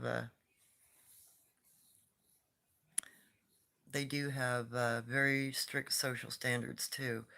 Uh, they marry within and without of their villages, their tribes. If they're people they're not related to, they can marry within their tribe. If they're related to everybody in their tribe, they have to go outside of their tribe or their family group to marry, which was what Jen Jen was doing when she came to our property. Uh, she was related to everybody in her family group, her tribe. So she couldn't marry anybody inside of her tribe, so she went on a form of turnout, except it wasn't a rite of passage. It was just she had to leave her tribe behind to go find a husband. Because they do understand that you can become deformed genetically because of interbreeding. Uh, and there are cases of that in the Amistay in Russia. Um, I've seen film of an Amistay that had no legs, and he looked like he was born that way. Not like he lost them, but like he never had them. So some of the Amistay might be getting too inbred, unfortunately. Um, so there's, I'm sorry I'm always saying that's just a delay so I can think about what to say next. Because I don't script anything. I don't write anything down typically unless I'm trying to teach a class. So I have to think back. So it's known within their cultures that they can become inbred. They can become dumb, they can lose acuities, they can lose limbs due to birth defects. So they will send a male out or they will send a female out if they can't marry within the group, and they'll go marry somebody outside of the group, and they will either join the other family's group or they will bring them back with them. Either way, both of those groups, both of those family groups, once the pair have become husband and wife, become trading partners. They learn to take care of each other, they assist each other. So if, like when Jen Jen, and they didn't look anything alike, she looked more like a pansy, but they could breed together. Um, both of their families then would help the new couple with gifts, just like a normal Native American wedding. Both sides of the family would bring gifts. And with the fact that there was also the Gugway involved, the Gugway had been attacking Jen Jen. So when it was put on a pig pole, punished, for its bad behavior, its family had to pay Jen Jen a tithe. And that tithe is every year. She's given so many deer, for instance, in payment for what their son did to her. So it's a kind of a lifelong tax. It's kind of like the Norse people used to do. If you killed somebody in the Nordic lands, you became that family's slave to replace the person that you killed. Native Americans also had similar things and behaviors and customs that way, and so did Bigfoot. Um, they live very indigenously. They live a lot like indigenous people did before we were colonized. Marriage agreements mean that both family groups help each other. You become one big band instead of two separate villages or tribes.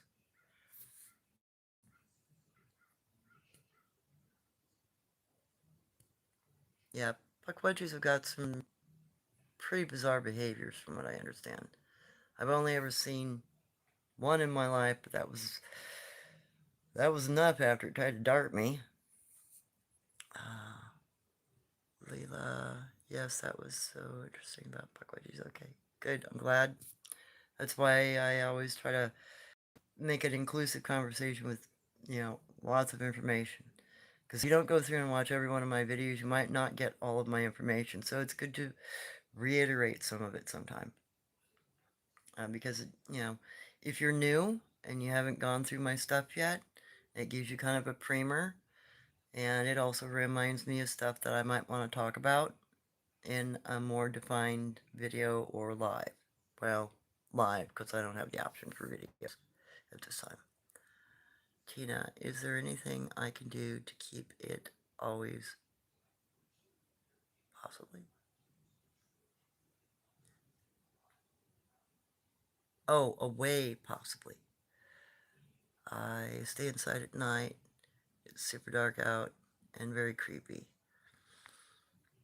No, not that I'm aware of.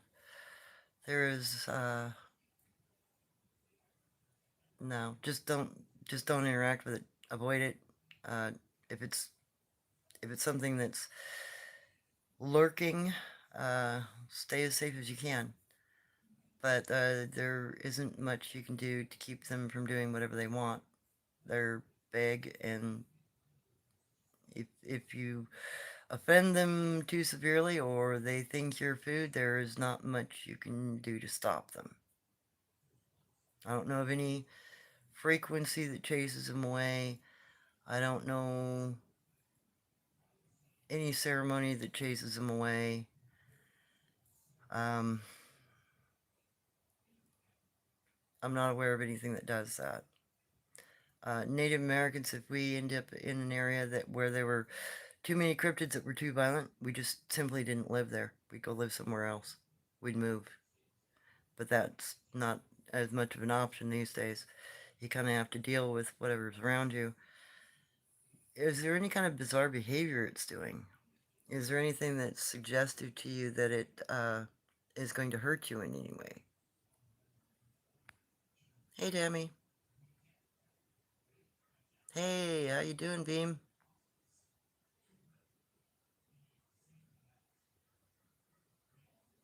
Oh, wow, Java. I've seen kanji on Cow Mountain in Lake County, plus blinds. Yep. Yeah, those are sure signs that you got cryptids in the area.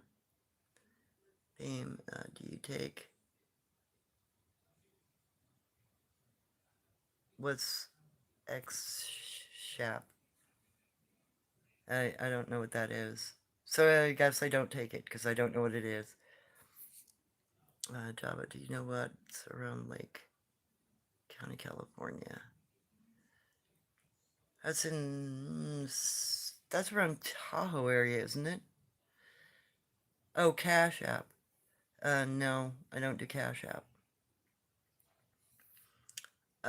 Depends. Let me think. Grandma claimed that there were... Well, there's Yeren down there, which are big red, Bigfoot looking, kind of look like orangutans. There's also Janoskwa down there, Puckwudgie. There's Shunkawarkan, which are a dog-like creature. It's actually kind of more hyena-ish. And I found Shunkawarkan tracks here in this valley. I just haven't been able to find one yet. Shunkawar tracks look pretty much like a hyena track. They look like kind of a lopsided coyote track with a split central pad. Looks like the pad's in 3 pieces. But it looks like a lopsided kind of kidney bean shaped. Like an injured coyote foot. But it's not. It's just an ancient form of a hyena. That's supposed to be extinct. Those are the things I can think of off the top of my head that my native grandmother spoke of, being down in Central and Southern California area. Yeah, no problem, Super Tinker. I figure it's better that people understand my grandmother's lore than to not know it and assume that everything that's out there is just one species when it definitely is not. And they all have different, behaviors and different attitudes. Oh, yeah, it's been storming here, and the crows have been kind of all over the place. Even saw a raven earlier today.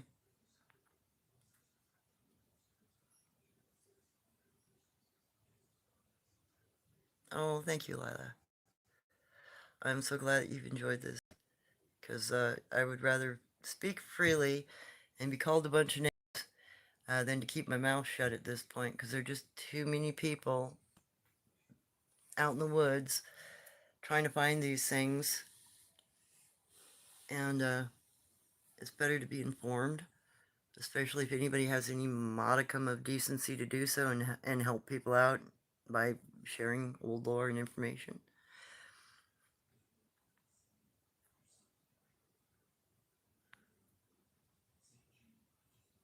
Okay. Kimberly, do you know of any cryptids in the deserts of Southern California? There are Attisay in that area, more Shunkawarkan, dogs. So Attisay are really scary. I've only ever seen one. My mother saw one. My grandmother saw one. So Attisay can be anywhere between 10 and 12 feet in height. They have a tooth pattern in the front of their jaw that looks like a pair of snipper-like fangs, top and bottom, almost like a coral-eating fish set of teeth. They have long hair on their heads. In fact, I put up a drawing of one. They have kind of a almost bat-like, humanoid-like face. It's a very strange-looking face. And they have black and white scaling all over their bodies, like a reptile, like a snake. I've never seen one close enough or out in the daylight. The one that I do have a posted picture of it up underneath an embankment at a stream's edge last summer. And it's in a region that my mother told me they were at to say, and I've been trying to get pictures of one for a long time. Finally got that one picture. That area kind of creeps me out, and I don't like remaining there very long because I always get snuck up on from both sides, and there are also stick Indians in that area. And stick Indians are known to not like humans. They'll attack you. And there are a couple other cryptids in there that I still don't have pictures of that are also dangerous. So I'm very leery about going up there and trying to get more evidence, but I will. I just have to figure out how to do it safely. And there's a lot of reports in that particular region from locals about being followed by really strange things. So Adisei are a shapeshifter. They're an ancient creature. They're also considered a lightning being. They will wear a loincloth. Why they would need to do so if they are kind of reptile-like must mean that their junk hangs out. I don't know. So there's something about them that is more mammal-like than reptile-like, and the fact that it may not be a reptile at all, actually, because the very first creatures on this planet that came out of the water that were land-bearing animals or land-walking animals had scaling, but they were mammals. So Attacea might actually be a mammal with some sort of really ancient skin pattern, like pre-dinosaur skin pattern even. I'm sorry. Talking about that honestly makes me shake a little bit.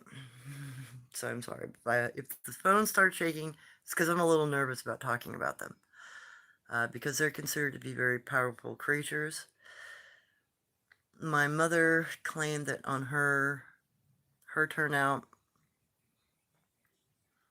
um, an attaché came to trade with the Janoskwa, the fierce men that she was on her turnout with, her rite of passage with. And it came alone, but it came with food items and the elder male of the fierceman group sat down with the attaché to make trade, and the attaché asked about my mother. What's that thing doing here, kind of thing, you know? Who is she? Did you adopt her? So there was a conversation about her between the, what you call a Janoskwa, adult male, which we know as Ishka, or fierce men, between the two of them over her. And my grandmother, my mom saw this thing in the daylight, and she described it as having blue-black skin with a scale-like pattern that had white edges that made it look like it had scales. I don't know my mom was really nearsighted, so she may not have been able to see everything clearly. And my grandmother, when she was on her turnout, her rite of passage, uh, living amongst the Yaren that looked kind of like humanoid orangutans, um, she claimed that a brown-skinned, brown-black-skinned Audrey came to visit the Yaren and trade with the big male of that family, and it had a chunk of working with it, of the ancient hyena creatures.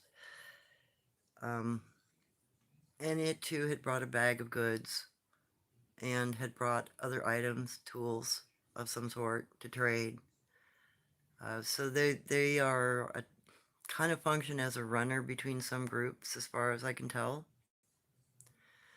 And I know they live all through Southern California and some regions of it, all the way down into the Arizona and New Mexico area. And then their territory brunts up against, like, Dogman territory down there in the New Mexico, panhandle of Texas, and the western side of Texas. There are a lot of dogmen in that area. But there are also a lot of Addisay down there. And I do have some information up on those guys.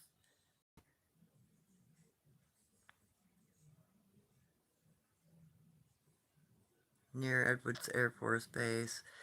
Well, I've heard there's a lot of sightings of a lot of cryptids around a lot of military bases. And in fact, the one, let's see, Fort Lewis up here, they have a pair of Bigfoot up there that they call the couple. And they live out on one of the secondary ranges, or actually on the border of one of the secondary ranges.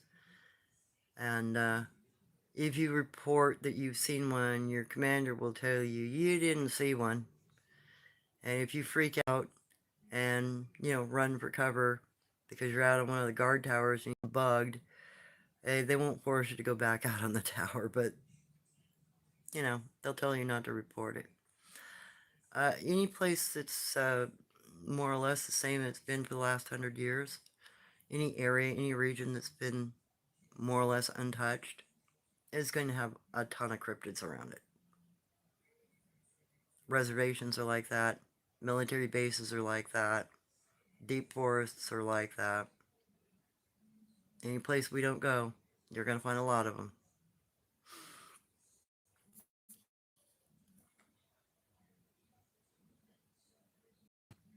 Oh, Mendocino. Let me think. Well, I know that near Los Gatos, there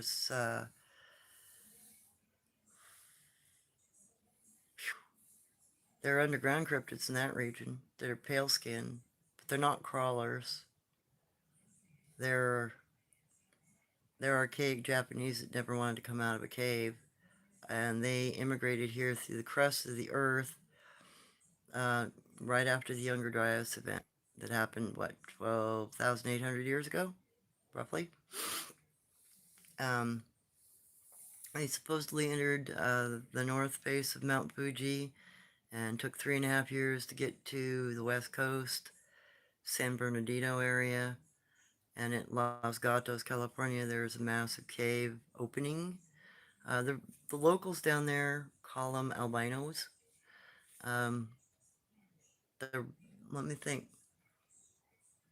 Well, the Native Americans knew the lore of them and claimed that part of the people that came through the cave system came out of the cave system and intermingled with the tribal people in the region, and some of them had been too long in the cave and were too frightened of the sun. They'd, you know, already gotten pale skinned from and too starved. So they, according to my grandmother, the natives said they weren't thinking right, meaning they were either afraid or they couldn't adjust or they felt more comfortable in the cave. And that part of that group that came from Japan just stayed underground and never came out. The weird thing is Coronado. I think it was Coronado. If it wasn't Coronado, then it was another Spanish explorer, late 15, was it 1430s, 1440s, or 15s? Somewhere between the 1400s and the 1500s, there was a group of Spaniards that had interactions with the people in Los Gatos caves. And they supposedly carved steps up to the cave. Now, the cave currently sits on kind of private property, but it's a community owns the property. They're all aware of the cave dwellers, and their garbage cans get raided by them a lot. Um, they don't mess with them. They keep their doors locked at night because these things are also known to be cannibals, and they just avoid them for the most part. But the Spanish, I think it was Coronado, but I'm probably gonna have to look that up. See if I've got it in my any of my old notebooks. Because my grandmother very specifically said that somewhere in the 14 or 1500s, Spanish conquistadors had interactions with that group, had established trade with that group, and had built steps up to the mouth of the cave. Now, I've seen the cave from a distance. Um, my mom took me there one day to have lunch, and she told me the story, and we sat at the perimeter of the property. We were allowed to park there for about half an hour, but we were not allowed to go to the cave. We were not allowed to enter the property. We could just look at it from about 200 feet away. And one of the pale people, albinos, you could see it skirting the edge of the cave looking at us, because the individual that told us we could park there went over to the cave and hollered down in it something that brought a cryptids up out of the ground. So we watched it while we were eating lunch, and it stayed in the shadows. It didn't want to be in the direct sunlight, and it was very, very, very white, like eggshell white pale. Definitely albinistic looking. And it was like 2, 3 in the afternoon when we were there, so it was pretty sunny. I could see pretty good what was going on. I think it had white hair, if I remember right, too. It didn't have any pigment in its hair. But the Spanish conquistadors supposedly had 30 or 40 years of interactions with it while they were occupying that region of California. I think it was Coronado's group, but it might have been some of the mariners that were there, because there was up and down the California coast, whether you're aware of it or not, There were a bunch of mooring houses that belonged to the Spanish, and most of them were in cave systems. Uh, and before 1533, there was an inlet sea, which is now the Death Valley, that Spanish galleons would come up all the way into the San Jose area, because that was a bay just, what, 500 years ago? Until there was a major earthquake that cracked the lower end of it open, and the water rushed out, and there were, according to lore, there were 3 or 4 Spanish galleons sitting in the harbor when the earthquake happened, and they were washed out somewhere. Some say they're in the southern region of the of Death Valley. I don't know, but those those mariner Spaniards had contact with some of those creatures in that cave. Maybe it might not have been just Coronado, but you have to. Unfortunately, you have to go to Spain and research military records over there, Spanish military records. Not a lot of them are online as far as I can tell, but they are still housed in military libraries. Even Coronado's accounts of running into something like a Thunderbird, a shadow being, some of the stories about the unusual stuff that they ran into, you can still publicly find. But from what I understand, there's a lot more detail in the original Spanish military records than's left here in the United States or even online. So if you know anybody in Spain, go to Madrid. Look at the military records there. Because you'll find a lot of interesting stuff about how they were taking gold out of California, how they were taking some of the Native Americans back as slaves, even though they were supposedly under Spanish protection. And after Coronado's return to Spain, yeah, his people actually got in trouble for harassing Native Americans because they were supposedly under Spanish protection. And some of what Coronado did was not so cool. So all that's in the Spanish records, the military records. Excuse me. No sneezing. Try not to sneeze. Tina, no. I, I not all. I turned and left when, oh, it looked towards, and then when I heard the snap, it was about 6 p.m. and I went inside. I don't feel fear, but I don't go into the woods at all. Understandable. Oh, gosh, if I were closer, I'd be willing to help you out. One of the things I've been thinking about doing is trying to help people, like my friends, who'd moved onto property that had been abandoned for 17 years. The Bigfoot group up there was not too happy about new people on the property, so they were doing things like slapping the walls and uh, doing power knocks and stuff to scare them the first couple of weeks they were there, until I went up and figured out that the group is a friendly group and that we, could make a trade agreement. And in fact, Bigfoot just came back down to their teepee structure where they're trading and took another bottle of water and put the lid back on and left the empty bottle to be refilled. So that happens a couple times a month. They'll get too thirsty in the heat and they'll come down and drink a bottle of water that's left out for them, and then they'll put the lid back on and let them refill it. And occasionally they'll bring down like a bird in trade payment for the water.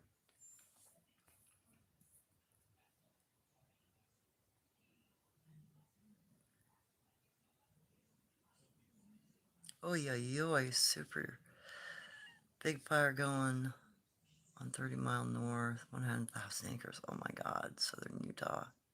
Creatures and cryptids at risk. No kidding. Well, and that's 2019 and 2020. We had multiple forest fires right at the edge of town here. Like everything would burn edge of town and we'd beat it back and finally get it out. Uh, but I also went down into one of the forests during that time south of here about an hour because, there was a Bigfoot group down there of Yaren that my mother introduced to, that my grandmother directed us to. And I was checking on them to make sure they were safe because they're in pretty deep woods. And I was in the smoke zone. I camped the night. I was maybe a quarter mile away from the fire. So I wanted to see what they were doing, if they were okay, what was going on. Well, that group of Yaren, it looked like they were individuals from that group that were intentionally running into the fire to rescue anybody that they could. Cryptids, children, adults and children. That year, after the fires were put out, I saw an increase. They'd had maybe 20 or 30 children in the group because the group is good size. There's probably 60, 80 individuals in that particular group. They had an increase of at least 40 or 50 young ones. So they'd rescued quite a few other Bigfoot from the woods during the fire. And one of the individuals that had been going back and forth and back and forth and back and forth in and out of that fire, either something fell on him or he stumbled through something because the first weekend I went out there, he was fine. His tracks were fine. There was nothing wrong. The fire was still blazing. The second weekend I went out, you could tell he had either broken his knee or potentially broken his hip. And he was still moving and going in and out. And the reason why I say he either broke his knee or his hip is because his feet were no longer parallel. One was cocked about 20 degrees off center. And you could tell where the pressure set was different. He was limping. And something was seriously out of alignment. You could tell his heel strike was wrong. The roll of his foot was wrong. And the toe next to his center toe was lifted off the ground. So my guess was he had broken his knee or broken his hip, and he was still functioning with it, but it had caused muscle tension so bad that his toe lifted off the ground, because that toe wasn't hitting the ground anymore. And that's usually due to really severe muscle and bone damage. It's the only way you get that kind of thing going on. That or you collapse your feet, because but he already had flat feet, so it wasn't that. But in a human, your toes will curl up. They'll they'll do this sort of thing when the arch of your foot falls. So whatever the injury was, it was pretty severe. But still volunteering, he was still going in. And third week, his footprints were still around, but it looked like his leg was a little more in alignment. I don't know if they were able to set it. I don't know if they can set bones or not. I don't think that they can, but I know that they do Native American prayer, that sort of thing. And I know that drowning is something that takes a lot of their young. That's why I've been trying to, when I go into areas where I know that there are a lot of young cryptids that swim, uh, I'll take a doll with me and I'll sit there by the stream edge, get the attention of the adults and show them how to do like old-fashioned CPR where you put the baby's head forward to let them drop water out or breathe a little bit so they can do that. and the basic, little palpitation and massage, pat the back kind of thing to get them to dump water out. Just to give them an idea of how to save a child's life. I haven't figured out how to teach them how to set a bone yet. Um, but, anything's possible with time. And yeah, I know I'm going a little extreme there on that, but I do think that they're intelligent enough to understand those concepts. And, it's better that they have some sort of knowledge that way than not. Maybe they'll survive longer.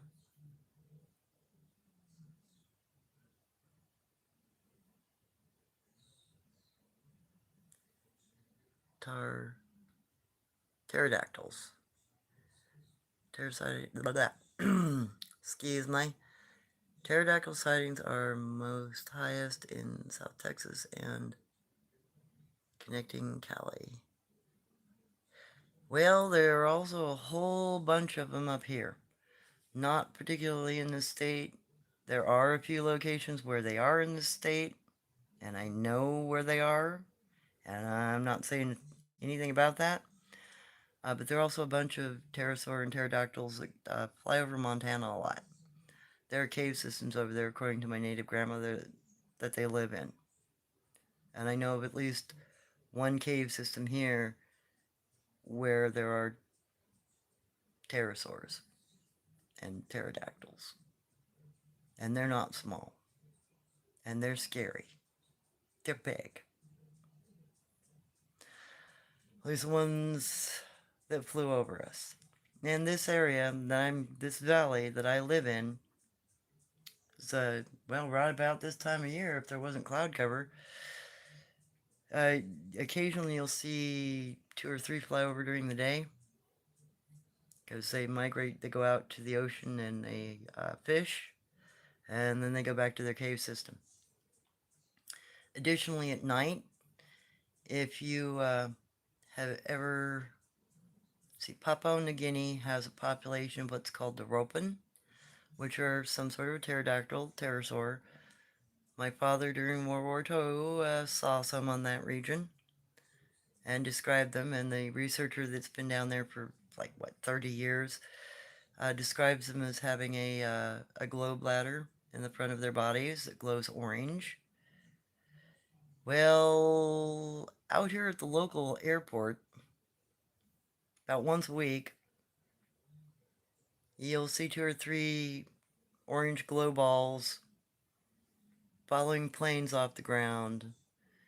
Once a plane gets up to a certain height, the pterosaur turns around, goes back, waits for another plane to follow. They're not spaceships or anything like that. It's always usually just 2 or 3 of them. I used to live in a location that allowed me to see out over the airport every night. And that's when I noticed that it was like at a weekly event. So evidently, when some of these things go over to go feeding out in the ocean, they also have an attraction to smaller planes. Because we don't have a very big airport here, so the planes can't be that large when they come in. There's just not enough runway and not enough wing space for them to land. So they're mid-sized, smaller planes. 30, 40 person planes. Or smaller. Um, and they seem to follow those mid-sized planes a lot in this area. They don't mess with them. Maybe they think they are some sort of a pterosaur. I don't know what pterosaurs think like, but they're definitely attracted to some of the smaller planes. Not the little planes like Cessnas and stuff like that. They don't seem to even think about those or bother with them. But you'll see them following, passenger planes as they're taking off. And they're always behind them. They don't hardly ever get beside them or in front of them. And I'm sure they show up on the radar out there. It's just nobody tracks that stuff. That's not what a radio tower is for. It's specifically to guide planes. So all that kind of thing, they just don't even list. They ignore it. So there's also that possibility.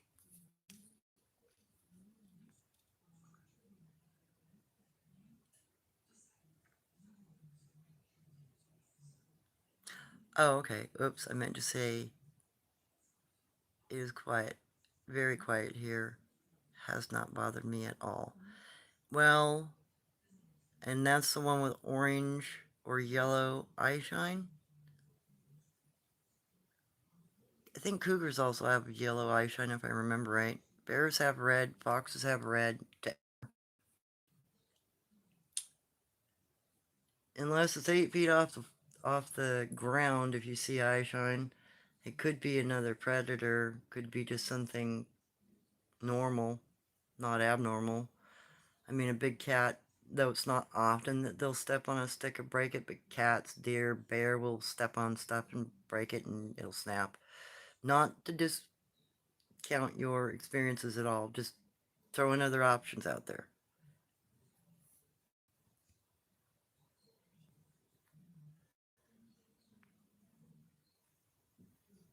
Uh, Hollis.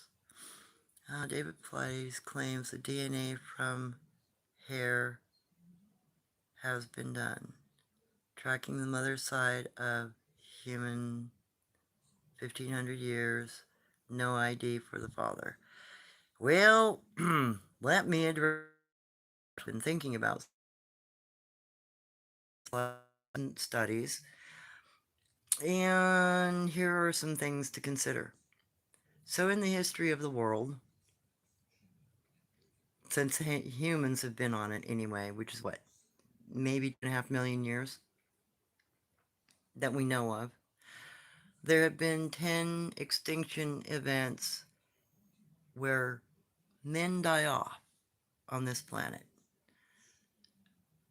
Most of those extinction events go down to 20%, 25% or less of the entire male population on the planet. We don't know why. We don't understand why. But we know that's happened at least 5 times in the last 2.5 million years. So there is a good possibility that you wouldn't find necessarily father DNA. The father might be extinct and might be something we haven't discovered yet. That's one possibility. And that's the only possibility I can think of that could be a reasonable answer that isn't modern mythology or theory or assumptions. And I would say that, if that has happened with human males, if cryptids can crossbreed with us, because there are stories, native lore, European lore, if they're just another branch of the human family, then maybe there are some extinct parental genes out there. It's a possibility. I would take extinct genetics over it's a space alien thing or genetic manipulation, because we're finding all kinds of weird stuff in our DNA. I mean, we found another species of Denisovan. We found, what, more species of Neanderthal, new species that we don't even know about, that we don't have classification for yet. Um, so there's a possibility that maybe their genetics go so far back that the father line is extinct and we haven't found any genetic evidence of it yet or bones of it yet. We really have it's estimated that in our fossil record we only have 3 to 5% of the species ever on this planet in our fossil record. Well, even if you put it at 5%, and that's given a lot, that means there are 95% of the species that have been on this planet we have no record of. Not plant, not animal, not fish, not human, not primate, not anything. So if 95% of the species that have been on this planet are not in our fossil record or in our DNA record, then why could that not also apply to humans or to primates or to Bigfoot? With mass die-offs, multiple extinction events that have killed up to 95%, 97% in some cases of the species on the planet, then there's a good chance that line went extinct millions, if not billions of years ago, depending on what they descend from. I think we're pretty lucky to have found 2.5 million years worth of evidence for us humans. Can you imagine? We're somewhere in that 5% or less. And we still don't know who all of our relatives are. So it would stand to reason that it's just not there because we haven't found it, and we may never find it. And it doesn't have to be any kind of outlandish theory. Not to diss on anybody, but there are physiological reasons for there not to be certain types of genetic evidence. If the parent father species is extinct and was extinct in ancient times, it's likely we're never going to have any DNA of it. We're never going to have a bone from them. We're only going to find trace DNA, and we may not even find that until our genetic testing becomes more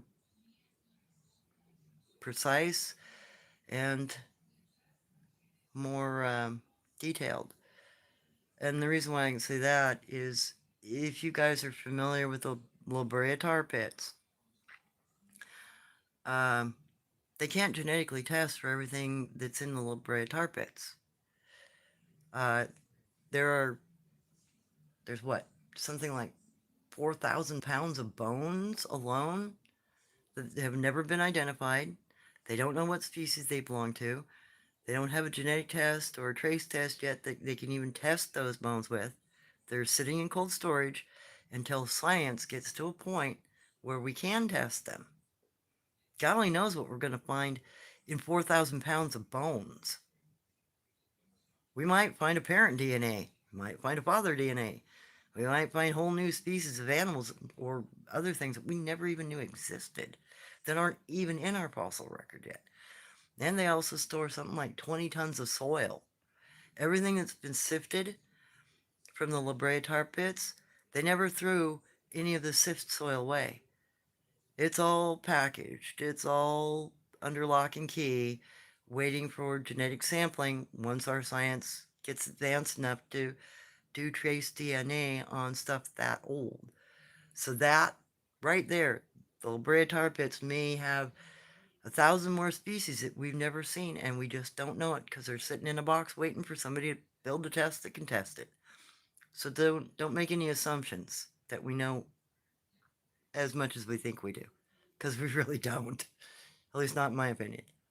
And it's only been recently that they've had genetic testing enough to test the let's see, there's like something like 2,000 direwolf fossils and like 2,400 Smilodon saber-toothed tiger fossils found in the La Brea tar pits. Something like, excuse me, 32% of dire wolves show signs of domestication, and genetically we've now been able to verify that. And 34% of all of the Smilodon saber-toothed tiger fossils found at the La Brea tar pits also have signs of arthritis, and now we've been able to identify that they were also domesticated, some of them. So out of a couple of thousand, you're looking at what, 600, 700 things that were domesticated and laid around and got arthritis because they were being fattened up and fed too much. Because that's how you get arthritis. See, wild animals don't get arthritis. Primates don't get arthritis unless they're in a zoo. You have to be overweight and sedentary in order to get bone erosion and arthritis. So, domestication. I'm going to go out and have a cigarette. Sorry, guys. It's getting dark in here, and it's lighter outside. Oh, and I'm getting tired of just sitting because my back is sore. I did some weed pulling earlier today for a friend of mine who can't and can't do her own yard work. Even though she's younger than me, she's in way worse condition than I am. She's already got two bolts in her neck holding it in place because her bones are eroding. And she's had that surgery like 10 years ago, and it's just gotten worse and worse for her.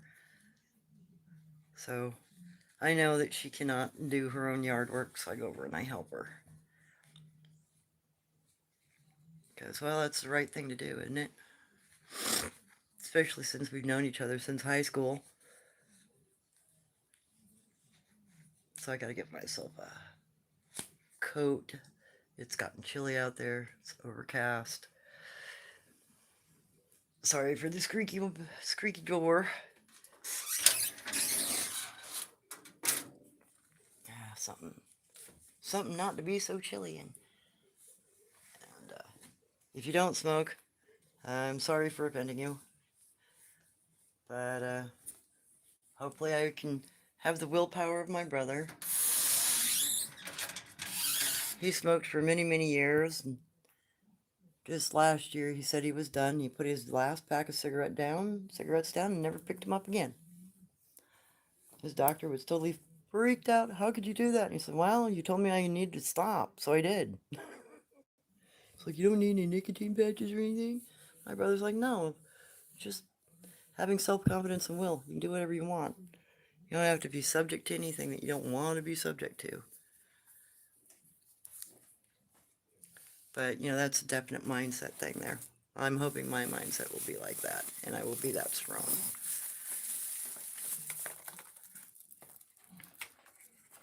In fact, I've been thinking about it. I'm over 60 now, and I'd like to go back to running, even though I've got a messed up back. And being able to breathe would help that.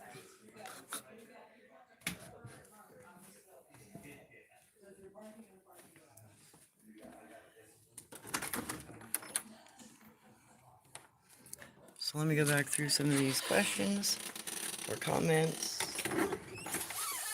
So yeah, if you guys haven't been on one of my lives before, the first part of it I'll introduce some sort of information, and then I'll clarify that information as much as I can, or address any on odd topic issues with it, and then I'll either tell stories, or I will reiterate old information, or have an open question and answer scenario going on, so that if you have questions, you get them answered, hopefully.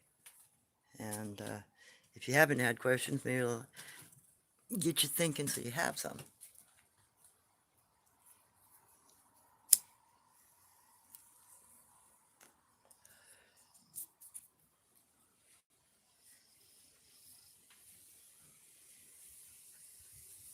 Yeah, I'm feeling. Um, that's actually something else too to watch for. Certain species of cryptids, like the guanche, which is my adopted father, the ones that look like gorillas, um, they don't like showing their junk off to children or women in their own family group or yours. So when they sit down, they tuck everything underneath their rump end. So if you come along and you find a rump print in the dirt with a stick and berries the wrong direction, you're dealing with a guanche, because they always do that. It's considered unseemly to show their privates to women and children.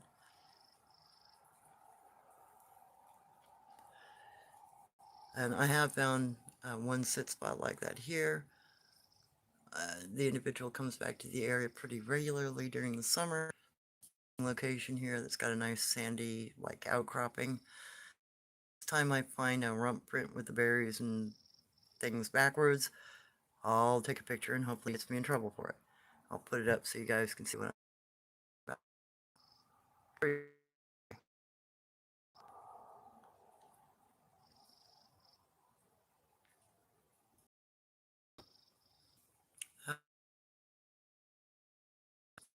Battery. Oop, I'm getting down. Let me try to get through, and then I may have to call it a night because I'm at 20%. Oh my gosh. The senpai is back. Yep. Thank you. Glad you joined us today. Yeah, I try to start doing a weekly thing again, doing more regional maps and addressing more of the lore with different cryptids from different regions. And I'll be covering South America, the United States, and Canada, and Alaska, of course, because that's the that my grandmother told me is it's throughout the Central Americas, but she did talk about quite a few things south of us and north of us. In fact, next week, piece on the Komazots Bat people.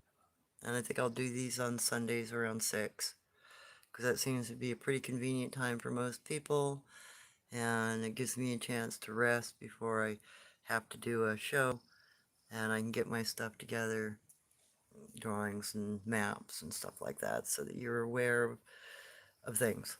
And I think I've got like a half dozen or dozen maybe videos already posted in that playlist, so I'll just keep expanding on that. Okay, Lila. When we first moved into our abandoned farm, we woke up to a dead deer hanging on our fence by our door. We have not had any problems here, and it's been 25 years. They were probably giving you a gift, welcoming you to the neighborhood. Sometimes they'll do that. And sometimes that's a dogman that'll do that, because dogmen will have a tendency to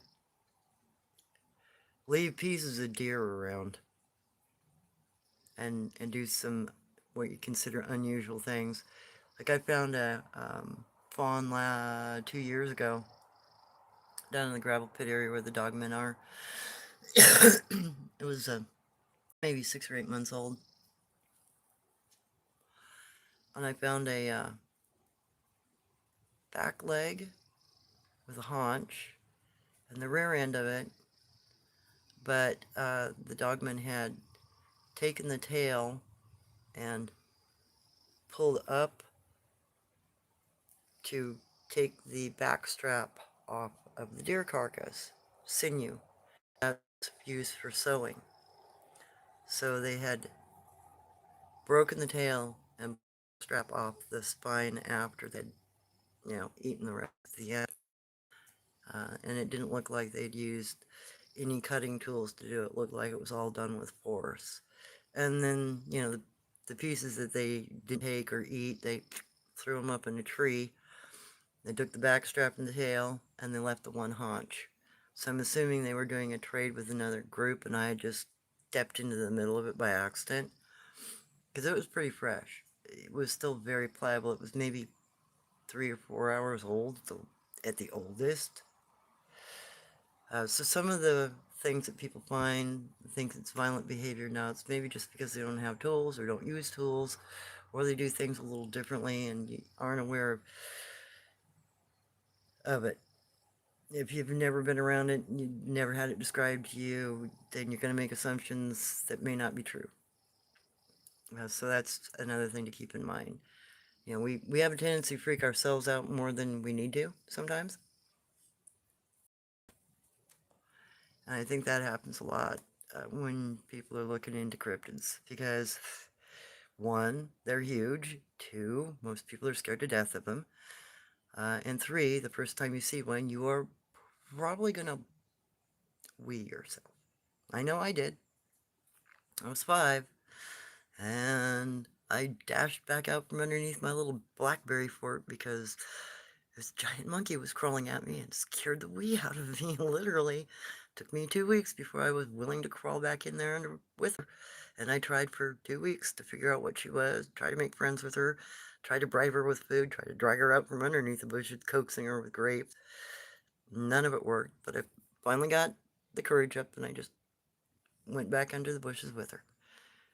So that, changed my life forever. My understanding of the world definitely forever. Hey, you're welcome. No problem, Java. glad that you enjoy the conversations that I have. I try to give as much information and stories and lore and stuff as I can. And I just ran into a native drummer that I really need to get a hold of. I gotta go get his number from him if he's willing to give it to me, because he knows some of the same lore that I do. And he's the first individual in, gosh, almost 20 years that's known anything about sun-faced people or red-bone people. So I really need to talk to him, see if he knows more than me. I hope he does, because I'd like more information. Okay, Hollis, 1500 years on the mother side, I meant. Yeah, but then, like I said, there have been die-offs of male population multiple times in history. They call them pinch points in genetics or pinch points in man's history. You can look them up. Papers have been written about that sort of thing. But like I said, if even with the Younger Dryas event, 75% of everything died. So that means 25. If you had 100 people on the planet, only 25 of them lived. If women and children ran to caves and men went out to hunt in a smoke-filled, on-fire, carcinogenic air with the, calcium carbonate floating around, the men are going to die off because they're putting themselves at risk to feed their families while their families hide somewhere safe. That might also be an explanation for some of the mass die-offs of men, because they do seem to correlate with certain kinds of detrimental events that have eliminated populations on this planet. And I don't think people are thinking in those terms. I don't think they've ever even thought of that sort of thing. You know, it's a man's responsibility in an agricultural or hunter-gatherer society typically to go get food.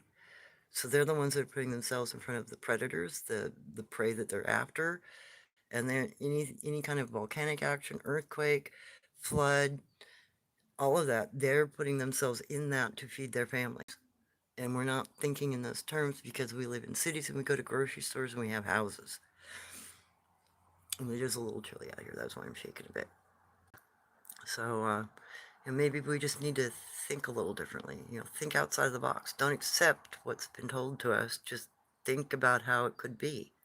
What could have happened, you know. But you got to think in those terms. You also have to think as if you were a caveman, you know. So an asteroid just landed in the Pacific. It caused, earthquakes and the volcanoes over here on this west coast to go crazy. There were forest fires everywhere.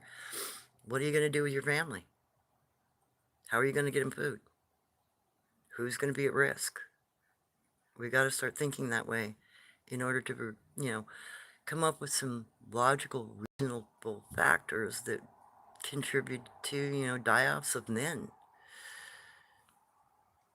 It would make sense. It's not like women are going to go out hunt. It's not like kids are going to go out hunting. It's not what's done. Even in modern hunter-gatherer societies, it's not typically what's done.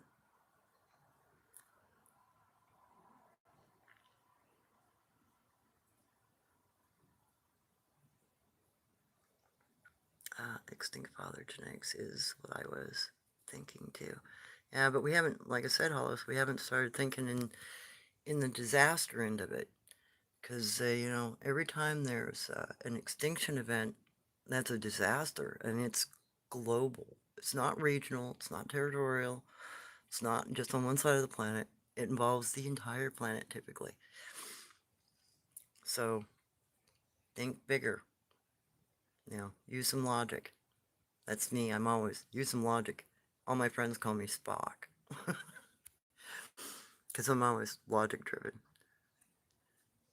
Oh, wow, this live chat has been fantastic. I've never listened to one as... Oh, well, thank you so much. I appreciate that. Wow. Please come back, enjoy, and go take a look at what I have up already. I try to do this pretty consistently. It's just been a really bad year for me, and really bad year for my phone. Yep, smoke break. Okay, it's crazy. Uh, Jacqueline. It's crazy because I was doing yard work for a friend earlier today. Yep. Hey, we take care of our friends, right? Her yard work is almost a forest. Yeah, my friend's properties. Oh, I think her house was built in the 20s, and she's got a almost 3/4 of an acre for her yard, if I remember right. So she's got like a full fig tree, uh, elephant bamboo stand that's 100 years old, and the bamboo in her yard's 6 inches thick and 200 feet tall. She's got a what else? She's got plum trees. She's got a walnut tree that covers most of her backyard. She's got a front yard, side yard. It's massive over there, and she and her partner are both pretty well disabled physically, so they really can't do a lot. And well, I'm still a scrawny chicken, and I'm still strong, even though I'm old, arthritic, broken. I'm still in better shape than they are, so I might as well go over there and do some help.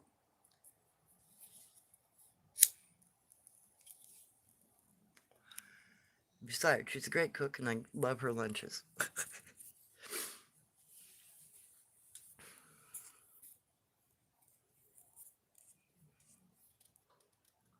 So I'm jealous. It's dark here. Oh, you're in North Texas. Yep.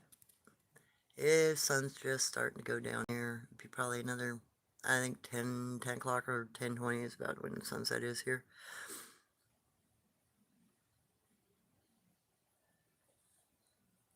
Oh, thank you.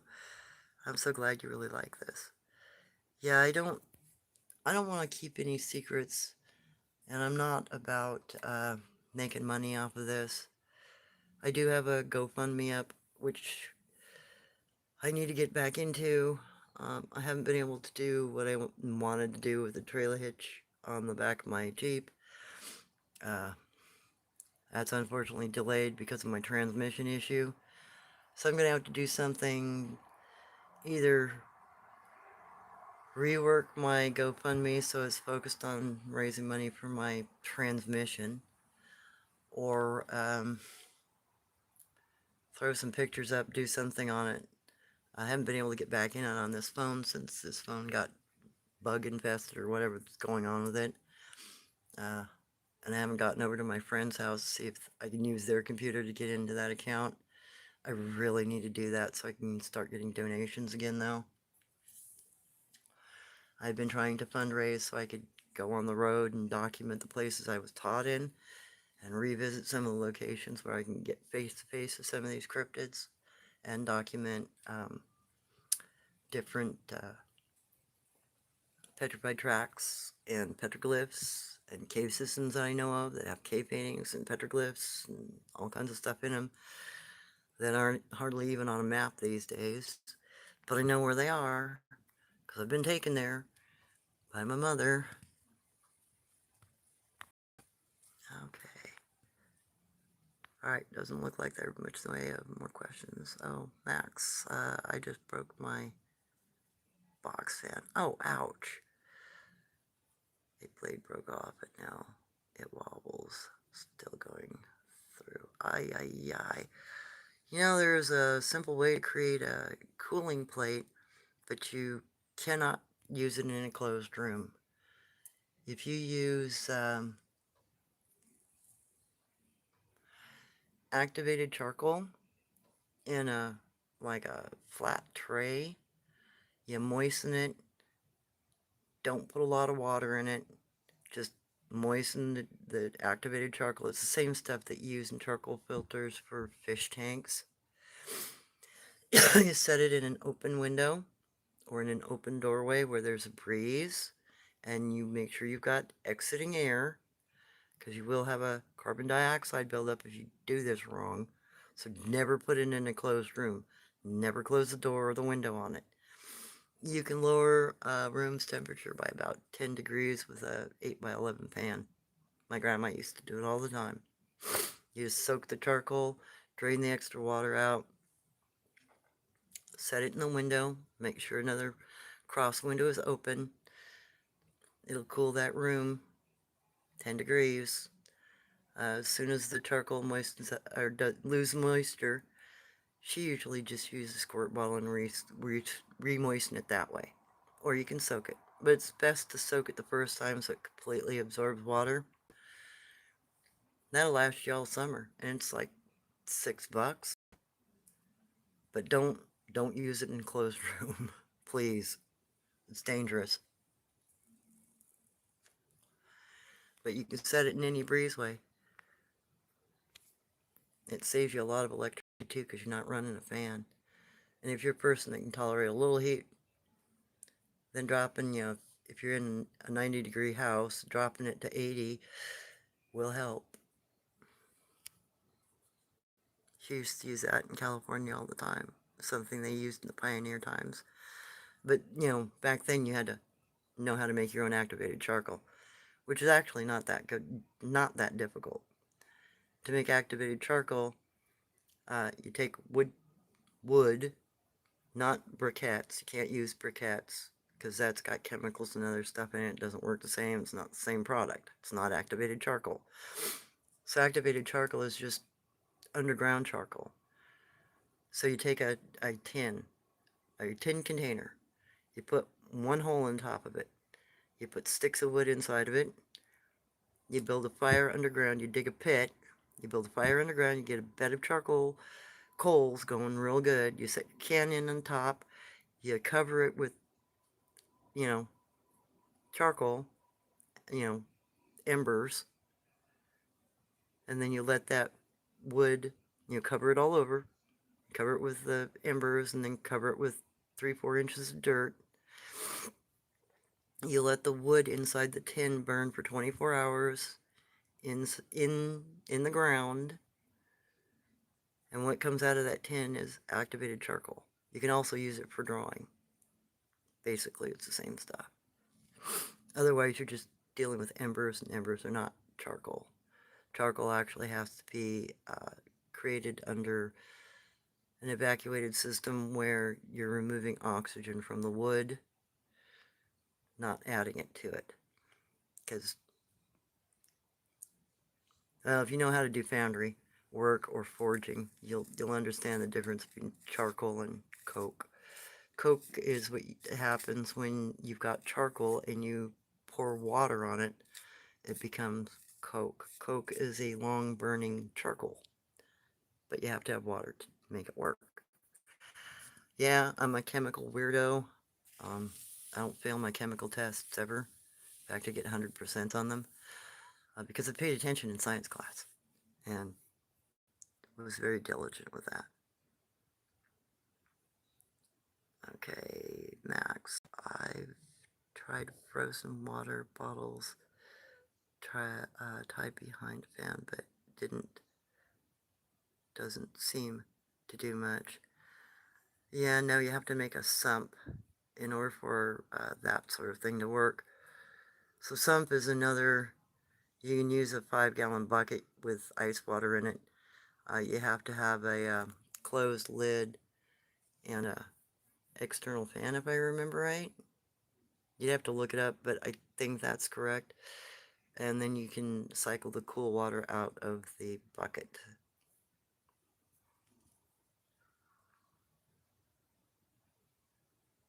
Oh wow, you have considered the method I mentioned. Say that really fast. Thought. Yeah, it's the same stuff that's used in an AC conditioner, air conditioner. It's just got charcoal pads in it, basically. More or less like your fish tank filters do. Except, you're doing a drip method with a fan on it. More or less the same thing.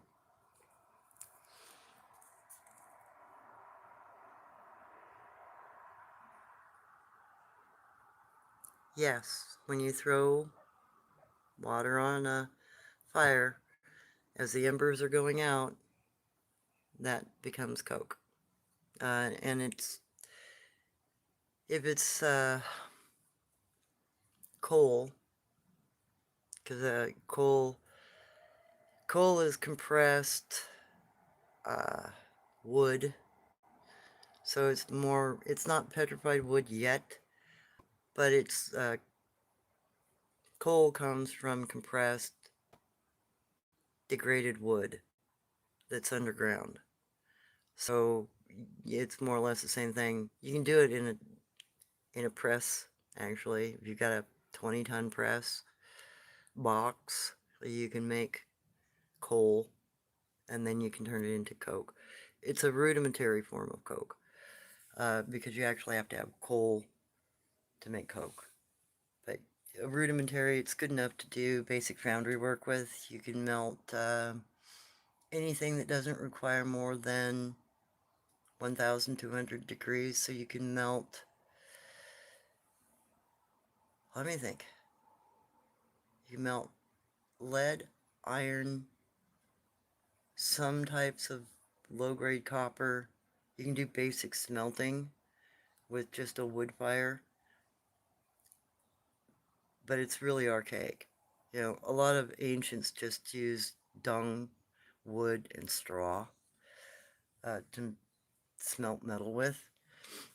But you also have to be careful smelting metal, because if you're working with raw iron, it actually has mercury in it, and as you are smelting it, melting it down, it will put off mercury fumes, poison you. So you have to be really careful of that. I know that because, well, my dad had me help him smelt some iron when I was a kid, so I'd learn the process. My parents were very diligent about my education. Let me get back in here.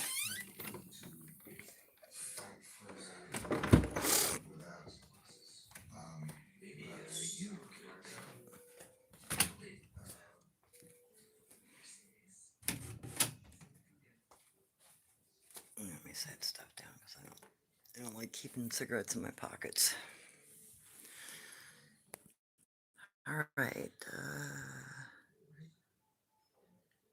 Max tracker. I wish I could get cool air from underground somehow. Makes me think of the desert tribe's way of cooling themselves by having underground cooling areas to stay in. Yeah.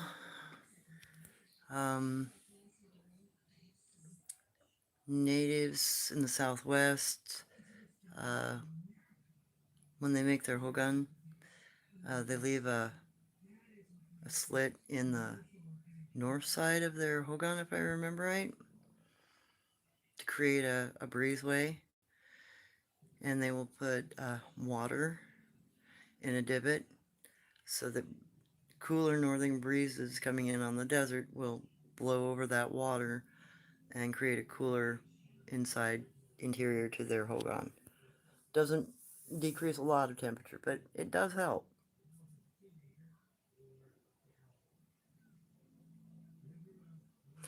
Right, Max? Yeah, outside is cooler than inside right now.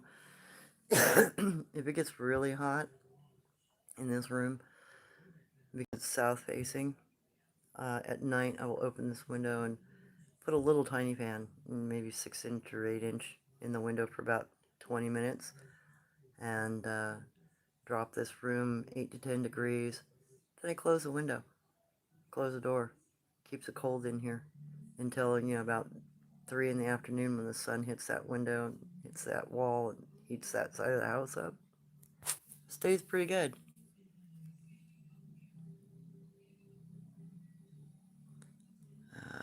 Spider. Copper Petty in Australia is an underground town. Oh, wow, cool. Yeah, there's, I want to say Arizona. There's an old, I think it was a silver mine, that a group of people got together and purchased, and they've been carving homes out of the rock in the old silver mine. And they stay naturally at, I think, 70 or 72 degrees with the way they They build the homes, and they've got all kinds of equipment to do it, and they help each other build the homes. If I had $30,000, I'd go down there and maybe live there because that would be so neat to do, wouldn't it? But I'm always a weirdo. I like unusual things, and I'm always attracted to living as naturally as possible, though it's not possible for me to do so. Alright, guys, I think my phone is about battery dead. And my gosh, it has been 3 hours. Okay, spider and simmer, I get the windows, blinds closed early. Yep, closed. Yeah, and even just leaving your windows open at night, if you are in a safe enough neighborhood to do that, leave a couple that have a cross breeze, let your house cool in the middle of the night, and then go shut everything in the morning and shut your blinds. Your house is insulated to keep warmth in. It's insulated to keep cool in too. You just have to get it to lower its temperature. Yeah, you're welcome, guys. I will see everybody next Sunday at 6. And I think I will do a piece on the Komatsotes because I don't think I've covered those creatures yet. And I think I still have to do something with the shadow people. So let me dig through my old notes between now and then, and I'll put up an advertisement or I'll do a posting, let you guys know what I'll be covering sometime in the middle of the week. Probably just post in my post section, probably a picture of what I'm going to be talking about, and then we'll do another show next week. Alright guys, I really appreciate everybody who's come here, and thank you so much. And I'm glad that you find the information useful, and please feel free to tell a friend about my site. I know it's not in the best condition, and I know I still can't do a lot of the postings I'd like to do, but at least I've got the ability to post a few pictures and do lives, so I'll be happy to do that until I can get the rest of this fixed. Thank you, everyone. I'm so glad you were here. Appreciate you all. Bless you all, and I pray for everybody's safety, especially these days. We all need it. Take care, everyone.